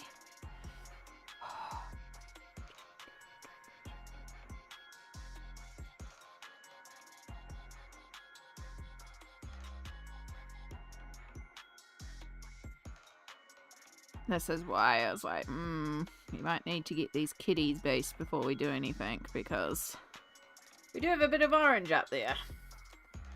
Again, it's a different orange to the mushroom orange, but it may still work as a bit of a balance because it is an orange. Got to wipe off my brush. Too much water.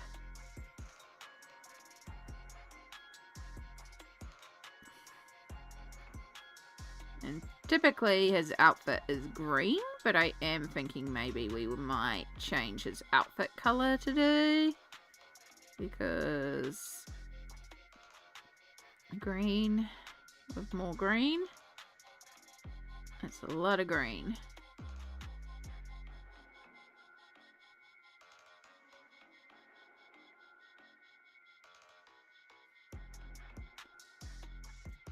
It is actually a little different to our example one, so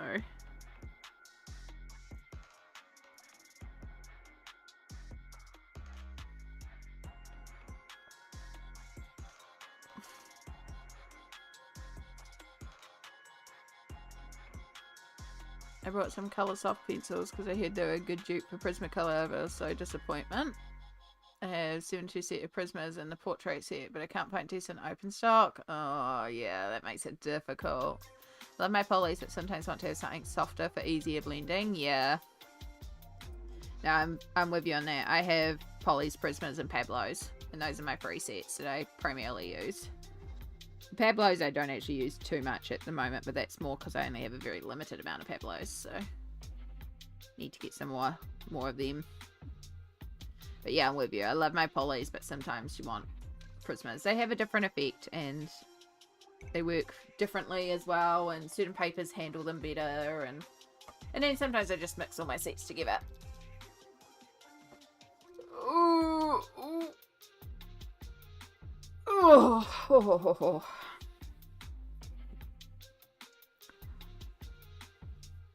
Alright, so we take carmine pink.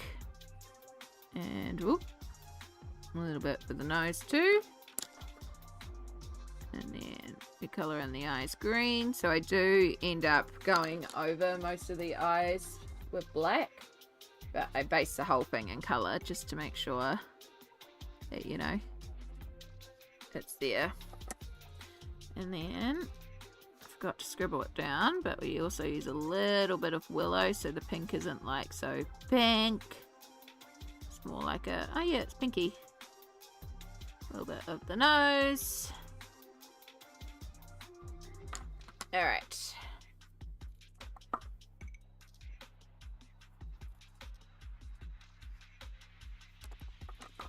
Ginger boy.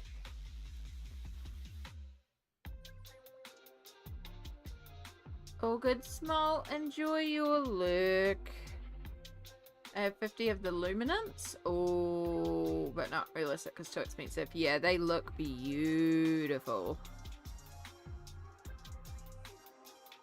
Right, I had the red out.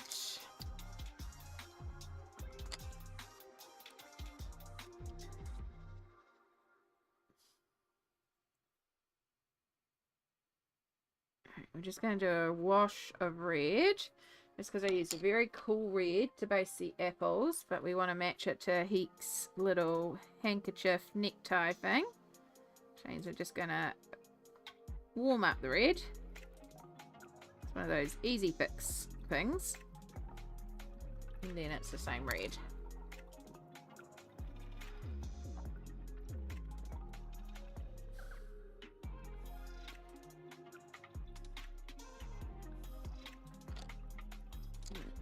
Look at his little...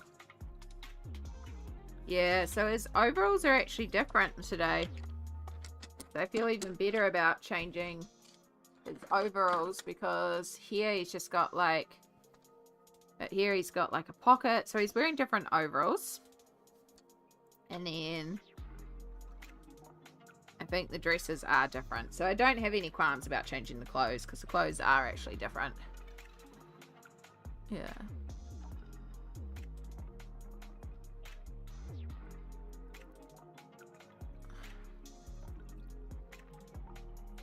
Yeah, that's what I end up doing with the Inktense as well. Couple of them, the names are so worn that you're just having to look at those ingrooved things. So I kind of need to like rename them, put like a little sticker around the bottom with their numbers or something so it's really clear. I opted for Nelco Neco. I have free books and free colouring heavens. Nice!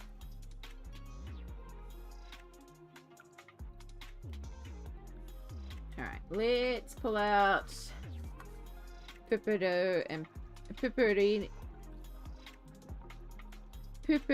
and Pipino and do their colouring. So I know Carmine Pink, because it's the base of the ears and nose section.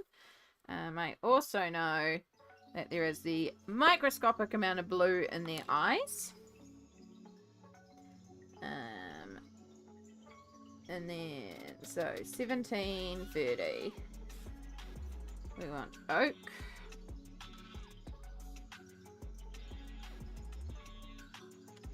These characters were based before I got the new Inktense colours too, so some of the colours are a little wild, but we make do. Right, do I have saddle brown or willow out? Willow, so I want saddle brown.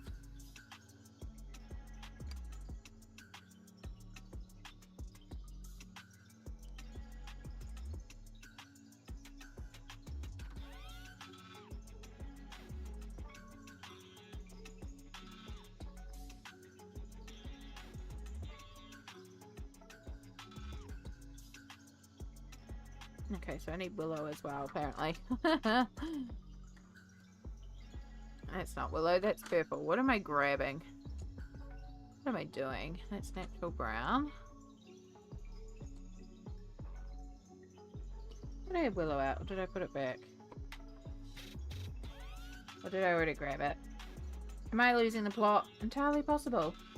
No, there's saddle brown, and then willow as well.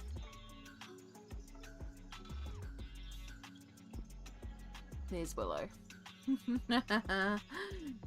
doing.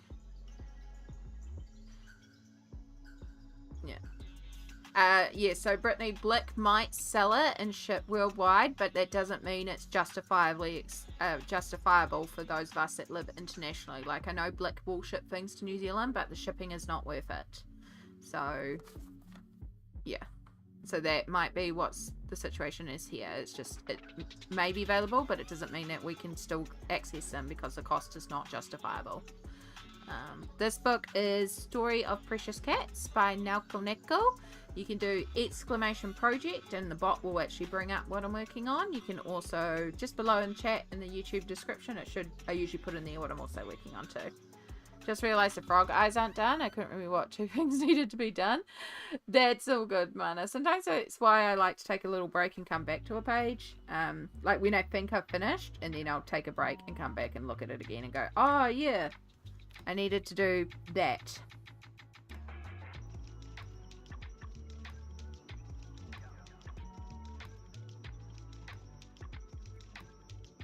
I could have sworn I used baked earth and not willow, but I guess I used willow. There is a lot of orangey tones on top, so maybe that was... Yeah, no, it's the brown, and I guess I brought in a bit more orange on top. And then 2120, which is neutral grey. Okay. Trust the chart, Amy. You've used the chart most of it multiple times, so it must be correct. Even though I don't trust my own colorways that I've written down here. 1730, 1740, and there's no 920. No 1900. See, the 1900 must be more orangey. Okay.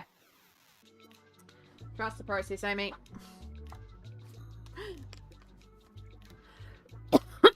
This is why I wrote down the colors, and it's like I don't even trust my own colors. But I've used it so many times. So it must be correct.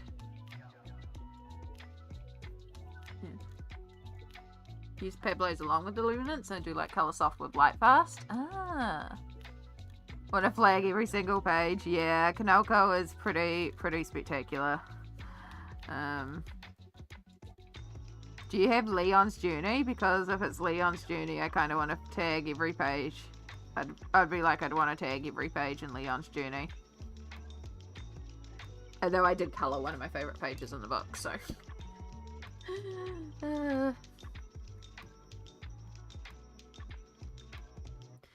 Right.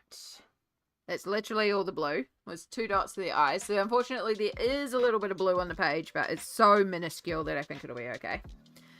Alright, and then I need to keep in mind how these sisters look, because they have very specific. Also, I need to figure out who's Pupudi and which one's Pipino. Which one do we want to do? I think we'll do, Pupudi, who is the more ginger one. I think we'll do them over here, just because then it kind of brings, although we do have the orange, yeah. Yeah, no, that reads better to my brain than going this way. Like, that way works better. So I think we'll make that Pupudi. And so this becomes Pepino.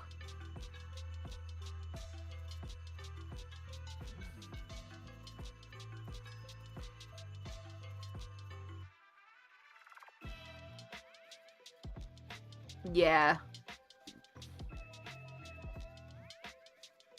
Yeah, there's a few places like, it's just like, oh, the cost. I have very limited, where I can buy open stock pencils from in New Zealand, but luckily they do stock Prismacolor, Polychromos, Pablo, so another reason why I go for them, but they are very expensive. And the store that stocks Prismacolor, I have in the past received packages where they've literally just tied a rubber band around the Prismacolors and thrown them in a box, and I was very unimpressed. So yeah, they arrived absolutely shaded. Good times. Okay, so we're doing Pepino, who's our slightly darker kitty. So you start with a little bit of a V around the head. It's going to be awkward at this angle.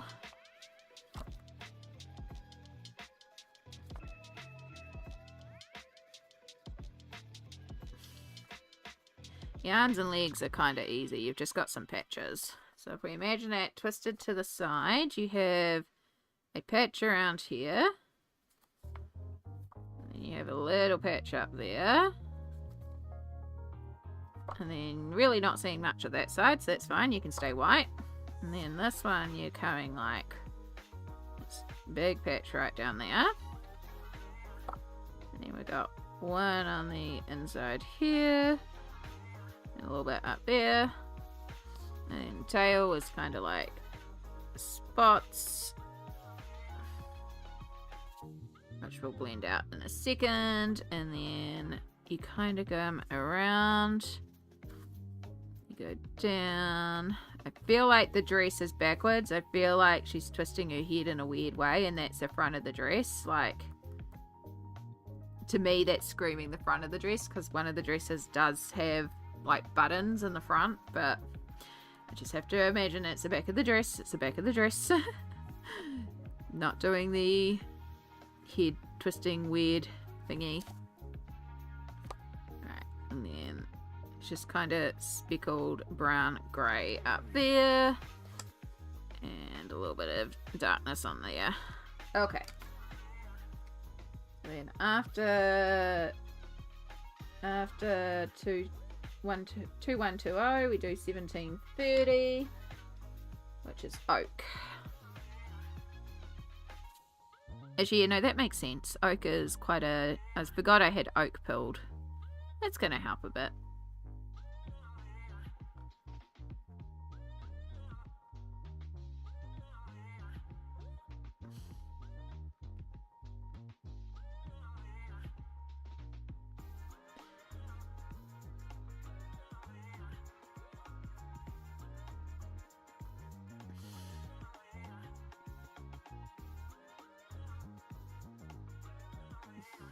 then after oak, we want 1740, which is saddle brown.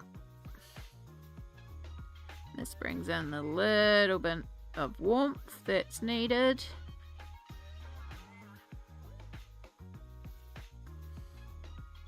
Turns it from a black and white kitty to a brown and white kitty.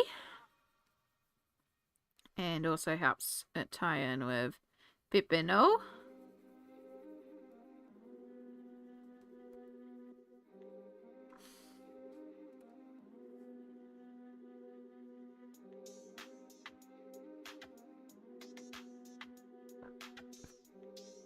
I love these illustrations, but I don't like colouring cats and clothes, so I'd struggle big time with these types of books. They have so many nice images. I would love to colour without the cats. That's fair enough.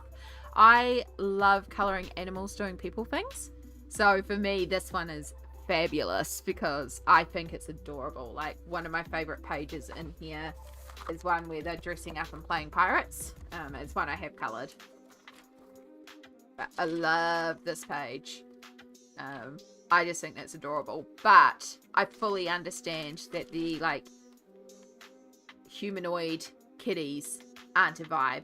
So yeah, so if you like colouring landscape details like this and this sort of detail level, but you don't want humanoid kitties, then definitely Leon's Journey. Like, this is way more your alley, because the animals in here, like, they might occasionally be close, but it's more like, you know, a neck scarf. It's more cats being cats, dogs being dogs. There's some bunnies and some chickens and some horses and some froggies and stuff like that. But this one's a lot more like actual animals. And like Maria's the mouse. Lily does wear like a little ribbon, but they're not like wearing full outfits and doing people things. They're still very animal. Just maybe they have a couple of accessories. I love the hedgehog and the duckies. But yeah, it's that same sort of landscape detail and scenery detail and them being in a scene. So if that's what you're enjoying, that might be a good alternative. Oop.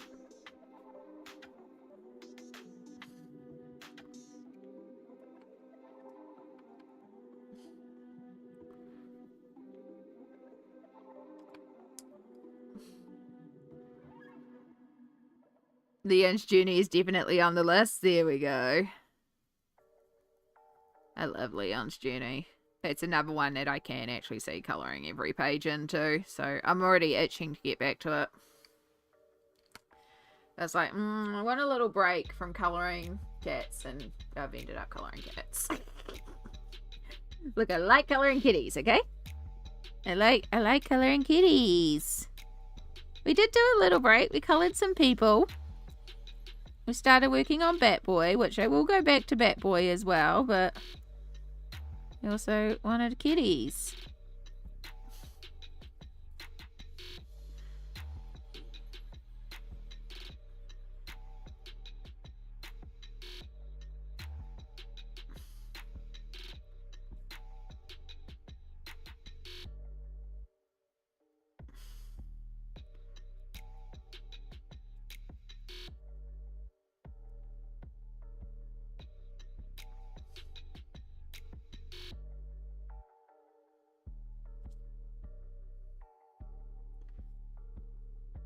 You like what you like. Exactly. And there's nothing wrong when it comes to colouring, like being like, nah, I don't actually enjoy colouring that. Even if it's like a super popular book, or, you know, what everyone's like, oh, like if anyone's like, I don't like colouring Kirby, Roseanne's, it's like, that's fine. Like, I'm not going to be mad at you if you're like, I don't like colouring Kirby. Just because it's one of my favourite illustrators doesn't mean it has to be one of yours. There's so many beautiful illustrations out there and so many wonderful things to colour. Colour what you enjoy, because when you colour what you enjoy, it also shows in what you colour, and you produce like amazing work because you're like enjoying it. You're in, like, it's your vibe. So colour what you enjoy.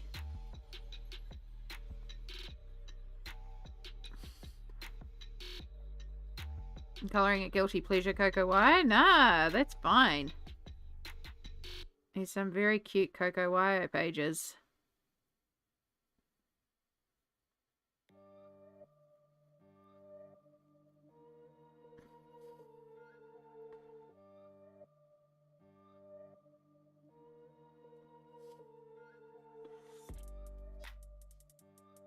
Okay, I want to pick up some of that colour in the ears and clean up and remove around that nose because I did colour a bit heavy on that nose. They're just so easy and fast and remind me of being a kid again. Exactly. It's still good to have those sort of pages and those things around you. Like I was saying before, I have a book that is made for kids. It's a Disney one. It's based on the vitral, the stained glass colouring one, but it's not that one. It's just like one I found at the warehouse. So it's double-sided. And it's just on cheaper paper, but it was cheap, and it's just a great one where I pull out super tips. I just colour the square as a square. Just each colour goes in a square. There's no shading. There's no effort. It's just brainless colouring, and it's just as valid as working on this, because sometimes we need that little bit of a break, that little bit of ease, and an easy win. So yeah, nothing wrong with that. Okie dokie. So I'm trying to be careful here because the Carmine Pink is actually broken, but I don't want this lead to fall out. It's still like partially in there, but it's also partially broken, but it's still workable in there, so we'll keep that lead in there. Which is another reason not to use their closed pink. Right, Peppino. No, this is Pepperdi, who is our ginger kitty and has a bit more of a fuller face. So we can bring our colour a bit further into Peppino. No, Pepperdi. Peppino is the one we just did. Honestly, I get them mixed up all the time. All the time. Alright, and this is less spots and more like a solid back with a white front. It's kind of the vibes that we've gone for ginger, whereas that one's more spotty, like sections. This one's more edges in the colour, belly in the white.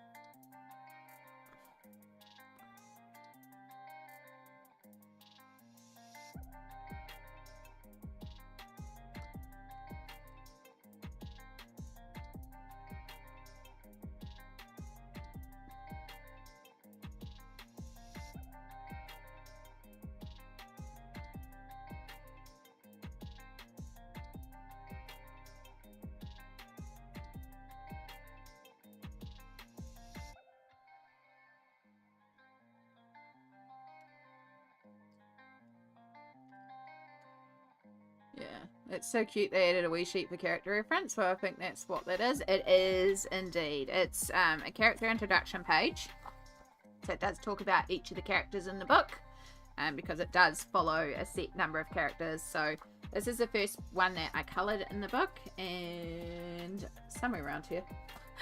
It's probably buried. There it is. So when I coloured it, I also recorded my colours down so that as I work my way through the book, I can keep my colours consistent. So that's why I keep flicking to this page to make sure I keep their sort of markings consistent. So these are the two sisters, Pepperdi and Peppino, and then their little baby brother, Cero, who of course I made a black cat. I had to make a black cat. And then there's Tom, who is the town baker, and Daisy, who is their grandmother. So Tom is a Persian blue. Daisy is just a pure white cat, because that was where I was like, maybe where that's the white that came through with Pepperdi and Peppino, but I don't know why Cero is black. I don't know how cat genetics work. I just thought it was cute. I like the fact that Daisy wears glasses and is a white cat, and quite often pure white cats are blind, so I thought that was a fun little nod. And then Heek is their cheeky little friend, and so I had to do a ginger because, yeah. Fun. Oh, you know what? I might be warming up to the idea of colouring animals and clothes in. I love consistent characters in books. I love the colours you've chosen. Thank you. Yeah, so it does follow the set characters throughout the book. So the clothes change, which is why, like, sometimes the outfits might be different in the book. But it's the same characters throughout. So yeah, you can see there's more of a tartan dress. And, like, they play dress up and do all sorts of things. Hold up. Let me zoom you out a bit and I'll show you it properly. That one. And that one. Nope. That one. There we go. So, yeah. I mean, there's probably proper flips on YouTube, but meh. So, little prologue, and then, as I said, character reference page. Eventually I'll come in here with a gold pen and do the, like, scroll work around the outside, but meh, that's boring. We'll do it one day. One day when I'm in the mood. And then it's broken up into seasons, because this is the story of Precious Cats, so each section of the book is a season as well. So if you like seasonal colouring, it's a great one as well. I don't follow seasonal colouring, I just do whatever. So we have spring. So yeah, you got Heek and one of the sisters, and then you've got the sisters, and it could be Heek, but you could possibly get away with calling it Cheeto. I'd probably make it Heek. And then here, the sewing. I love this one, where they're making clothes. And that's Heek's little toy. So, fixing up the toy and making clothes and stuff like that. Making strawberry jam. And, like, Heek trying to steal a strawberry. And then we got the sisters, like, really dressing up and getting super fancy. Which I freaking love. And then this one, I love colouring cakes. So as I was saying before, this is one of my favourite spreads. So I'm very much looking forward to colouring this one. I love colouring cakes and fruits and yummies and like these chocolates and candies. And this is one I'm going to need to have snacks nearby while I colour though, because I'm going to get hungry. But like these figs in here, I've never coloured figs before. So I think that's going to be really fun to colour as well. So yeah, all them acting... a little bakering, and then picking up berries. Love this version of Heek here. Love, like, this one's like with all the little elements I really like. And then there's quite a few pages that are like Alice in Wonderland inspired too, which is quite interesting. So we've got these two Alice pages. And then at some point in the story, they also go to the circus, or the circus comes to town. So there's a couple of circus related pages, and so you got like grandma playing little music box for Heek, not Heek, Cheeto. Then we move into summer, so that's a little marking there because that's one of the pages for I run a group with the idea that every 2 months we choose a page, and then we slowly will get through this book, but I'm very behind, and it's a very low-key group, so there's a few people that are very onto it with the group, and I'm just like, yeah, no. I love this one with the breads. Again, I really like colouring food, so colouring bread looks really fun to me. So that one's cute. So buying bread and then picking up vegetables. And it's not necessarily a double-page spread, but I can see treating this like a double-page spread. All the fruit and veggies. And then, yeah, this is like the circus and the fair. So they go to that at some point. And then this is my least favourite page of the book, but it's still a gorgeous page. It's just not the one I'm the most excited to colour. But they're in hot air balloons, which is kind of fun. Again, I'll just pull out washi tapes, I think, to do this page. Then the treehouse that we're working on, and roasting marshmallows, which is super cute. Making a little s'more for Cheeto. And then the pirate page I showed before, where they're playing dress up pirates. Love, love, love. Still one of my favourite pages in the book. Circus and lanterns. So this one is giving me a little bit of the Shining vibes. Until it's coloured, it's looking a little creepy. But once it's coloured, I think it'll be fun as well. And then I love this one of them playing in the pool or giving Cheeto a bath. They're all in their togs, and then Cheeto's there, like, just getting into the pool, and they've got all their toys, and Cheeto's little soft toys in, like, a little floaty. I love, love, love this one too. And then he taking Cheeto fishing. Getting ice cream and it's all over Cheeto's face. And then we move into autumn. So we've got acorn gathering. And then mushroom dress. Very Thanksgiving-y. And then the Halloween spread, which I love. Them in costume.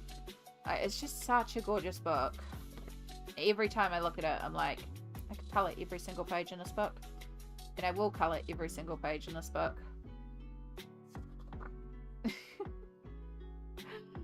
I'd love to see Candace do that page with shiny vibes. Yeah, I can see Candace doing that as well. Like, yeah, this one where they're making pizza and Cheeto has like a little happy face made out of like pepperoni, olive, and a capsicum. Like, love the pizza page as well. And then with their like little matching bandanas, hard at work making pizzas that Cheeto was just eating.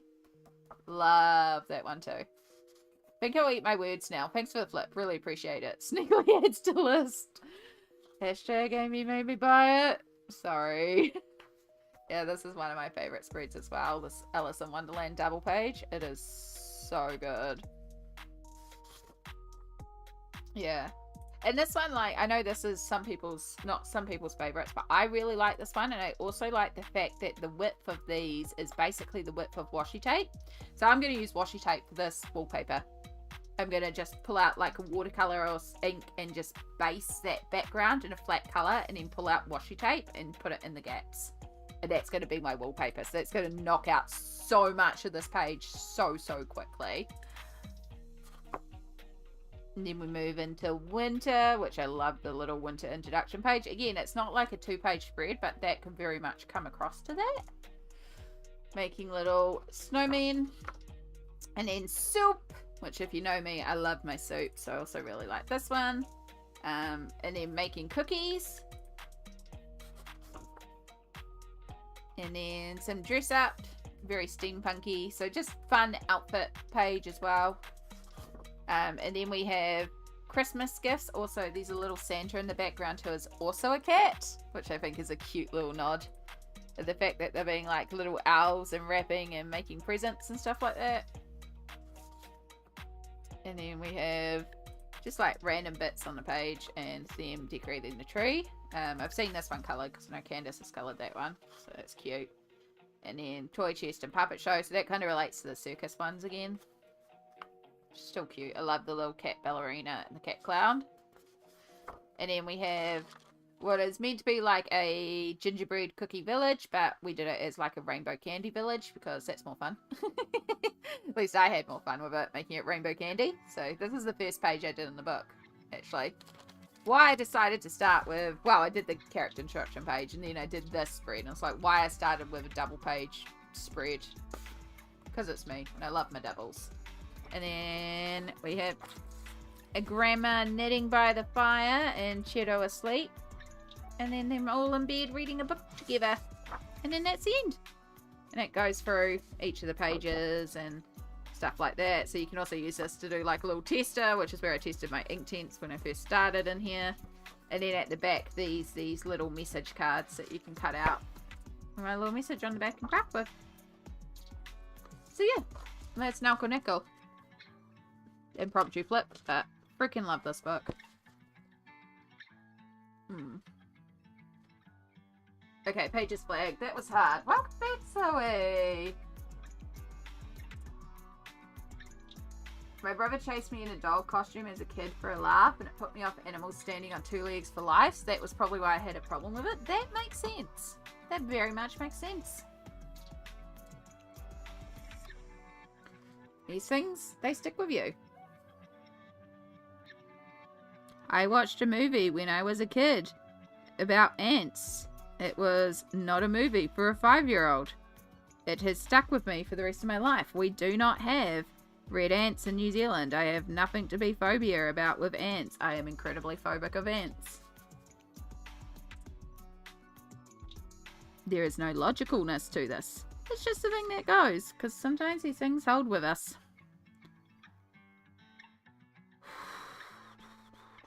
Alright, I might have to look at going and lying down again soon, because we are a little pinchy at the desk, and I also don't want to, like, strain myself too much and then not be able to work tonight. Although I could just ring up work and just say nah. Although my rule is meant to be, if I stream, then I work. But also, you know, things are... If sitting at the desk is a problem... I suppose I could unhook my laptop and move it to the room and then work from the bedroom, which I really don't want to do that.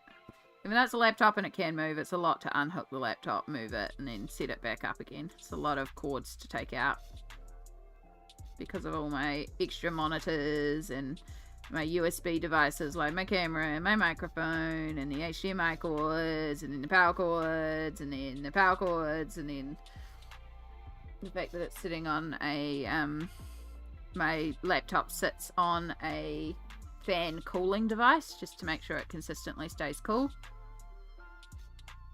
So these are a lot of cords. So it's a laptop, but it's a bit of a nightmare to move.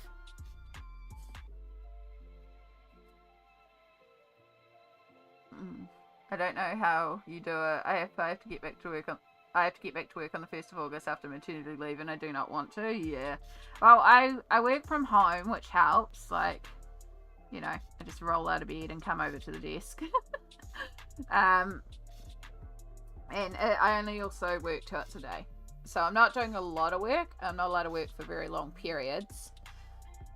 So it's not like a long shift. And yeah, like some days I'm just like, oh, I don't really want to work and stuff. But I do appreciate the money from working, but then also the sense of routine, and it still gives me a little bit of independence in a way. So I appreciate it. I am lucky in the sense that my workplace is very understanding of my health as well, which is why I do work from home. If I had to go into the lab, I would not work as much as I do.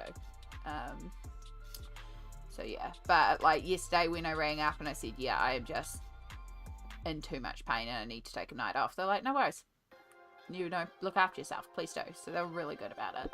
And I know that I could bring up today and say, yeah, I'm still, but like my manager said, if you're still sore tomorrow, let us know. And, you know, so I know I can. I was feeling all right, but I'm also sitting at the distance. A lot of like leaning forward and pinching. That's the issue, is that I'm just pinching. I'm also just being really, really careful at the moment because I was aware that I really overdid it yesterday, and it was a sort of very strong, like, wake up. So, yeah. But we're all right. We're just being cautious, which is a good thing to be. I have to work nights in a gym, but my brother is a manager, so it's a wee bit easier. That helps. Okay.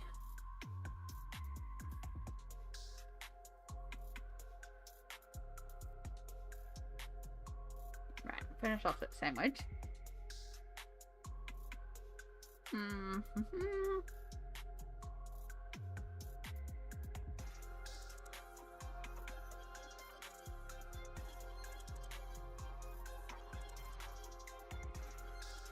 So we need to use purple somewhere. For certain, we need to use purple somewhere. My brain just keeps gravitating towards the purple. So the purple needs to be balanced somewhere.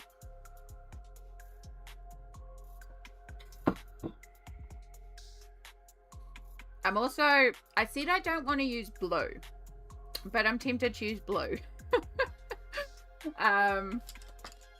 Because if I make Peak's jeans like a grey denim color, like I'm thinking sort of this dark indigo color, or maybe even pulling in like some Payne's grey into it as well.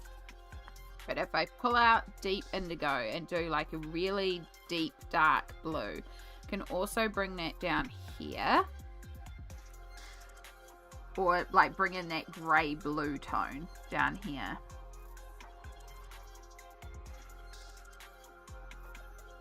And then we could do, then bring in blue. And then we could do the purples for their dresses. Like, make it a more darker purple, but still bring in that warm purple for the dresses.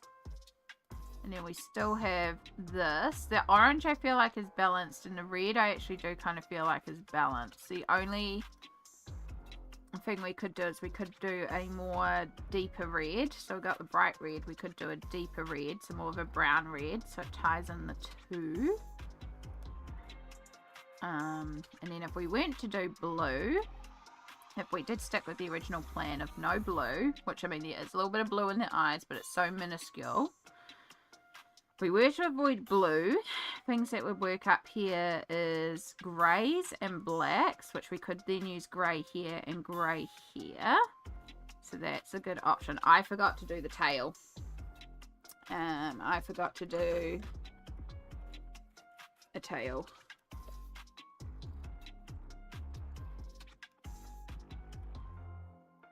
Luckily it's a 2-second job.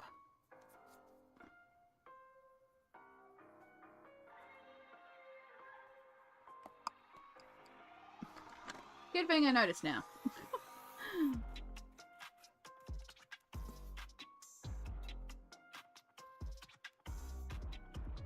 Okay. Right. So if I did grey, we could do grey, grey. We could still do the purple for here.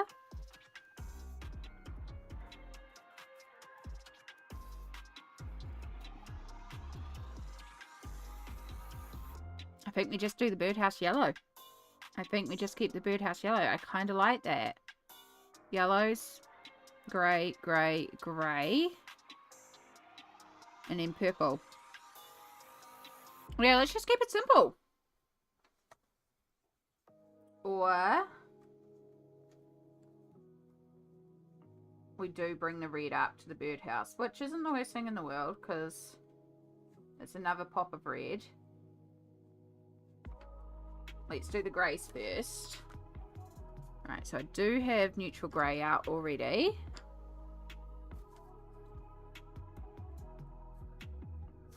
And then we'll pull out dark mink, which is a bit of a warmer grey, but it is a very pretty, it's very good for shading.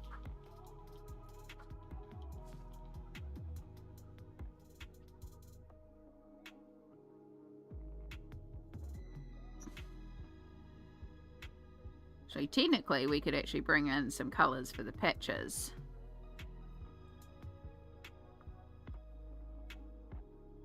Which, if I hadn't have gone over the dark red of the apples, this is actually how we could have brought in dark red as well and had 2 tones of red.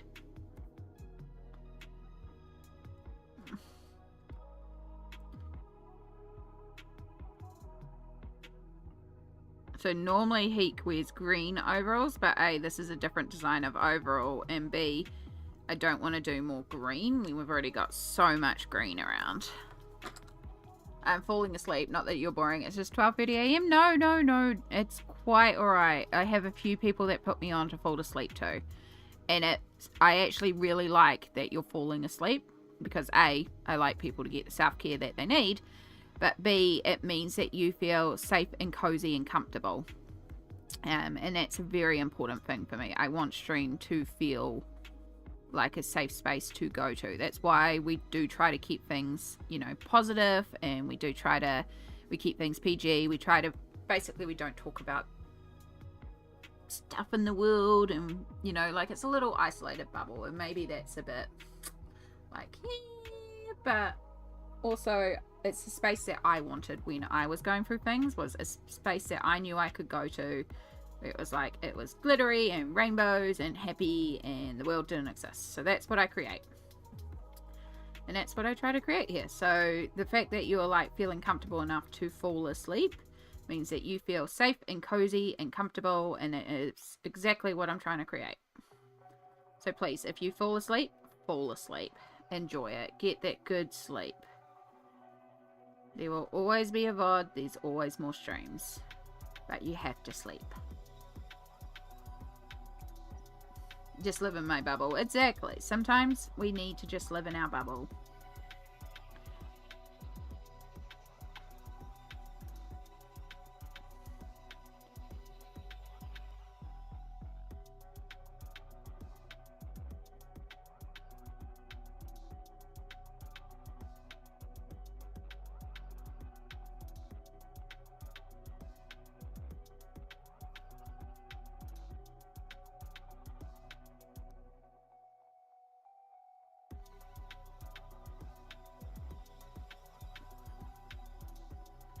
Oh, it's getting cold again.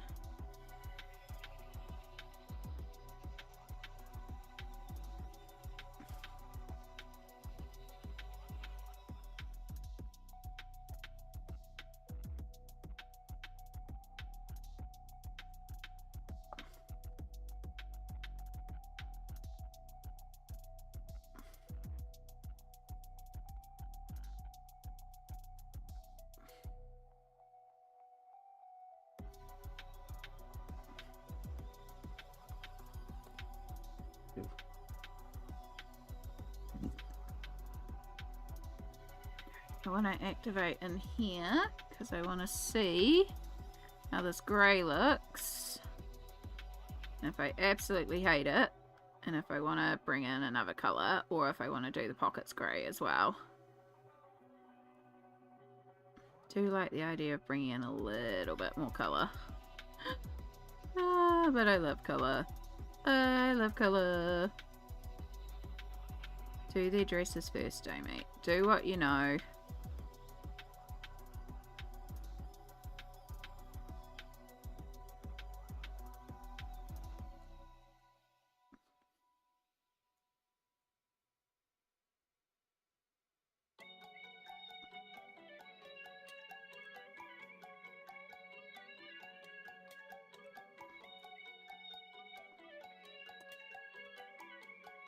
It's going to look so weird till we get that pocket done. It's such a contrast.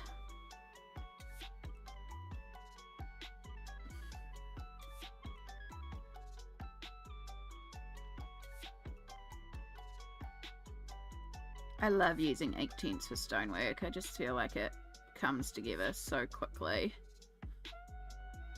You blend a couple of colours together, it's like boom, stonework.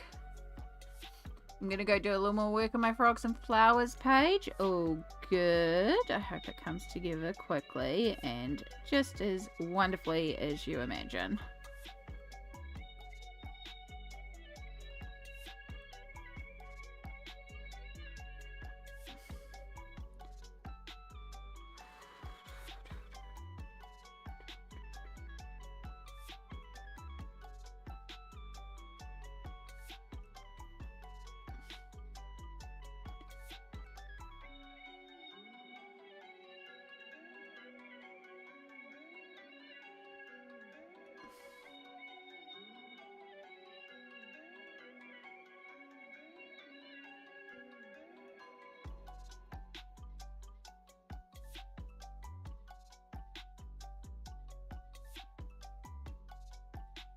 Alright, that's a bucket. Okay, definitely want some more brightness on the page now because that grey is just like dull. But I think it's good to have a bit more neutral on the page. Alright, so I did pull out the purple, pull out red, violet. I have a sneaking suspicion that that's not actually the colour I used though.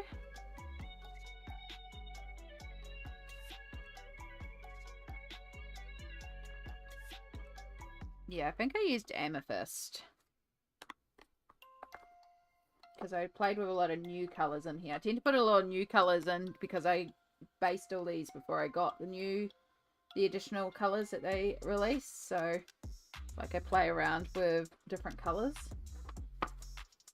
Alright, let's do some deep violet and some lavender. And create some lovely purple dresses.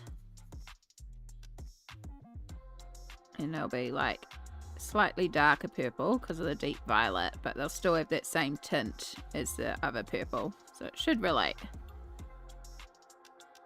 Hey Catherine, you're all good. I forgot to schedule. I need to get better at remembering to schedule when the next stream is going to be. I just realized that is an apron. That's okay. That's okay. You know what? She's just got a dual layer. That's what it is. She's got dual layers. And then she's got a petticoat underneath. Honestly, these cats play in such intense clothing.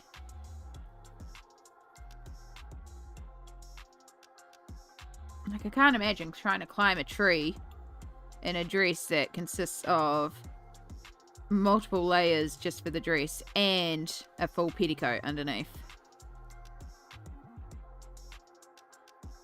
How are you today, Catherine? It's wonderful to see you.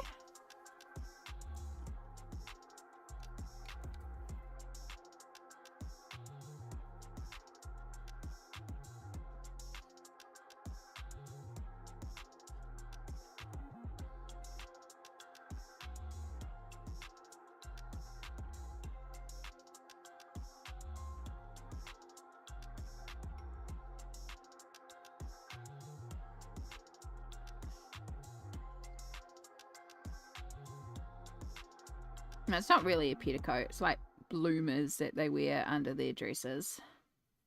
They still look quite puffy though. And again, if I do ever wear a dress, I'm always wearing like tights under them. So I do kind of get it.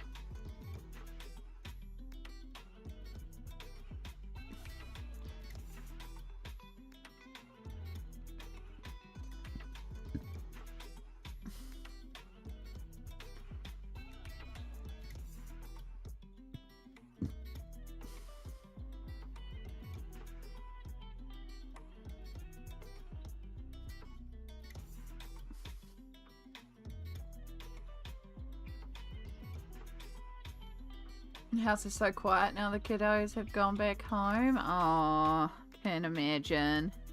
It's the same after we have the nibblings here and then they go home. We're like, wow, the difference.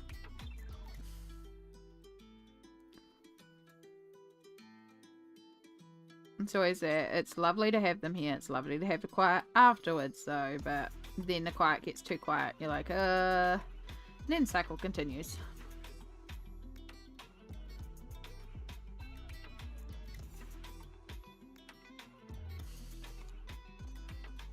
I don't know what you are, so we're just gonna... I don't know, we'll just do that. I don't get that. Alright, let's activate this purple. And then we can look at Heek's patches and that birdhouse and see where we're at. I love the pop of purple. Purple was a good choice here.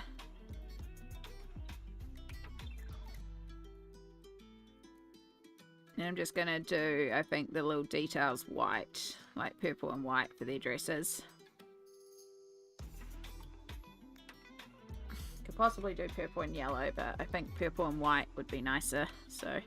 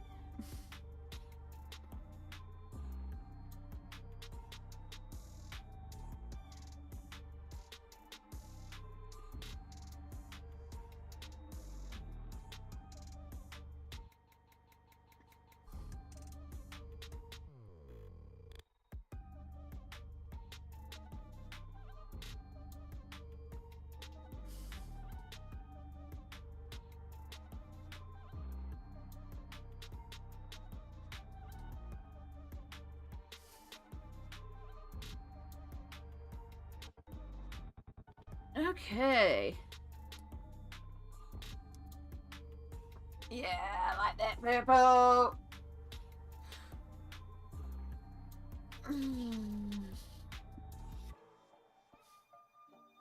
Yeah, we'll do white for all their details and their bloomers.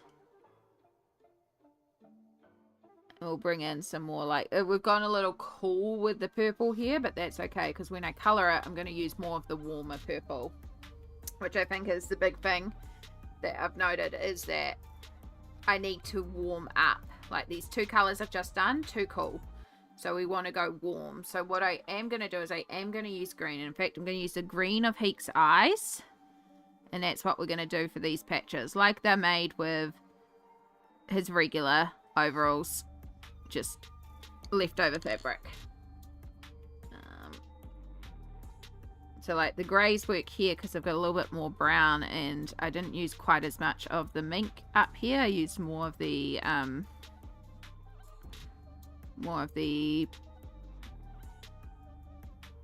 Payne's grey. Whoops, I've just brushed green over it. Cool, we're doing well. It's fine. I'm very much done. I very much need to go to bed. We're starting to hurt and I'm not thinking straight. But we just have the birdhouse to go. So yeah, I probably will do a little bit of pink over that just to bring that together. Well, we've got green on the brush. We might have enough to just drag some in here for that little leaf. Perfect.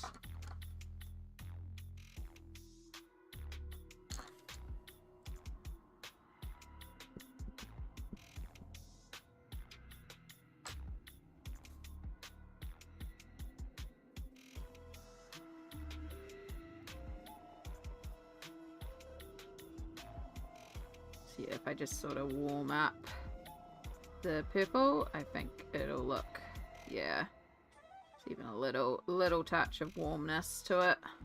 It's all it needs. It's just a little cool. So when it gets a bit more warmed up, it'll look swell.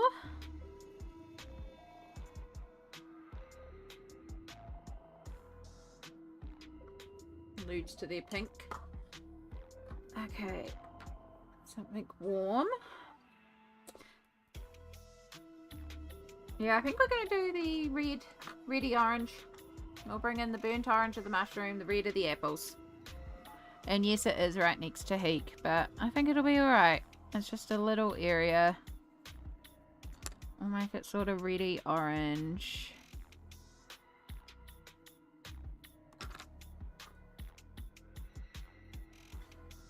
Oh, way too much water on the brush. I dropped it all off, but obviously I hadn't.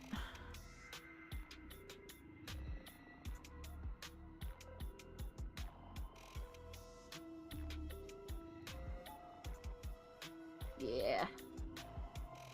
And then I think I put away the normal yellow, didn't I? I did. Just pick some up. In the case. Don't need to pull it out, such a little area. I like that more orangey scent anyway. Okay. I like it. I like it. We've got all our basing done now. I know it looks a bit rough in some areas. Again, this is just a base. It's just getting that wash in, getting those colours in, and getting those areas marked out. But yeah, we are going to end stream here today. I know it's a little earlier than I normally do for ending stream. I usually go for a bit longer, but I am self-caring today. We are looking after ourselves, and I am admittedly not feeling great today. So I am going to go and lie down and just look after myself. So I encourage you all to also do the same. It's okay to say, hey, yeah, I need to take it a bit easy today, and, you know, look after yourself, because there's only one of you, and I appreciate you being here. So all the araha to you. We will be back on Friday, and we'll probably carry on with some more of this as well.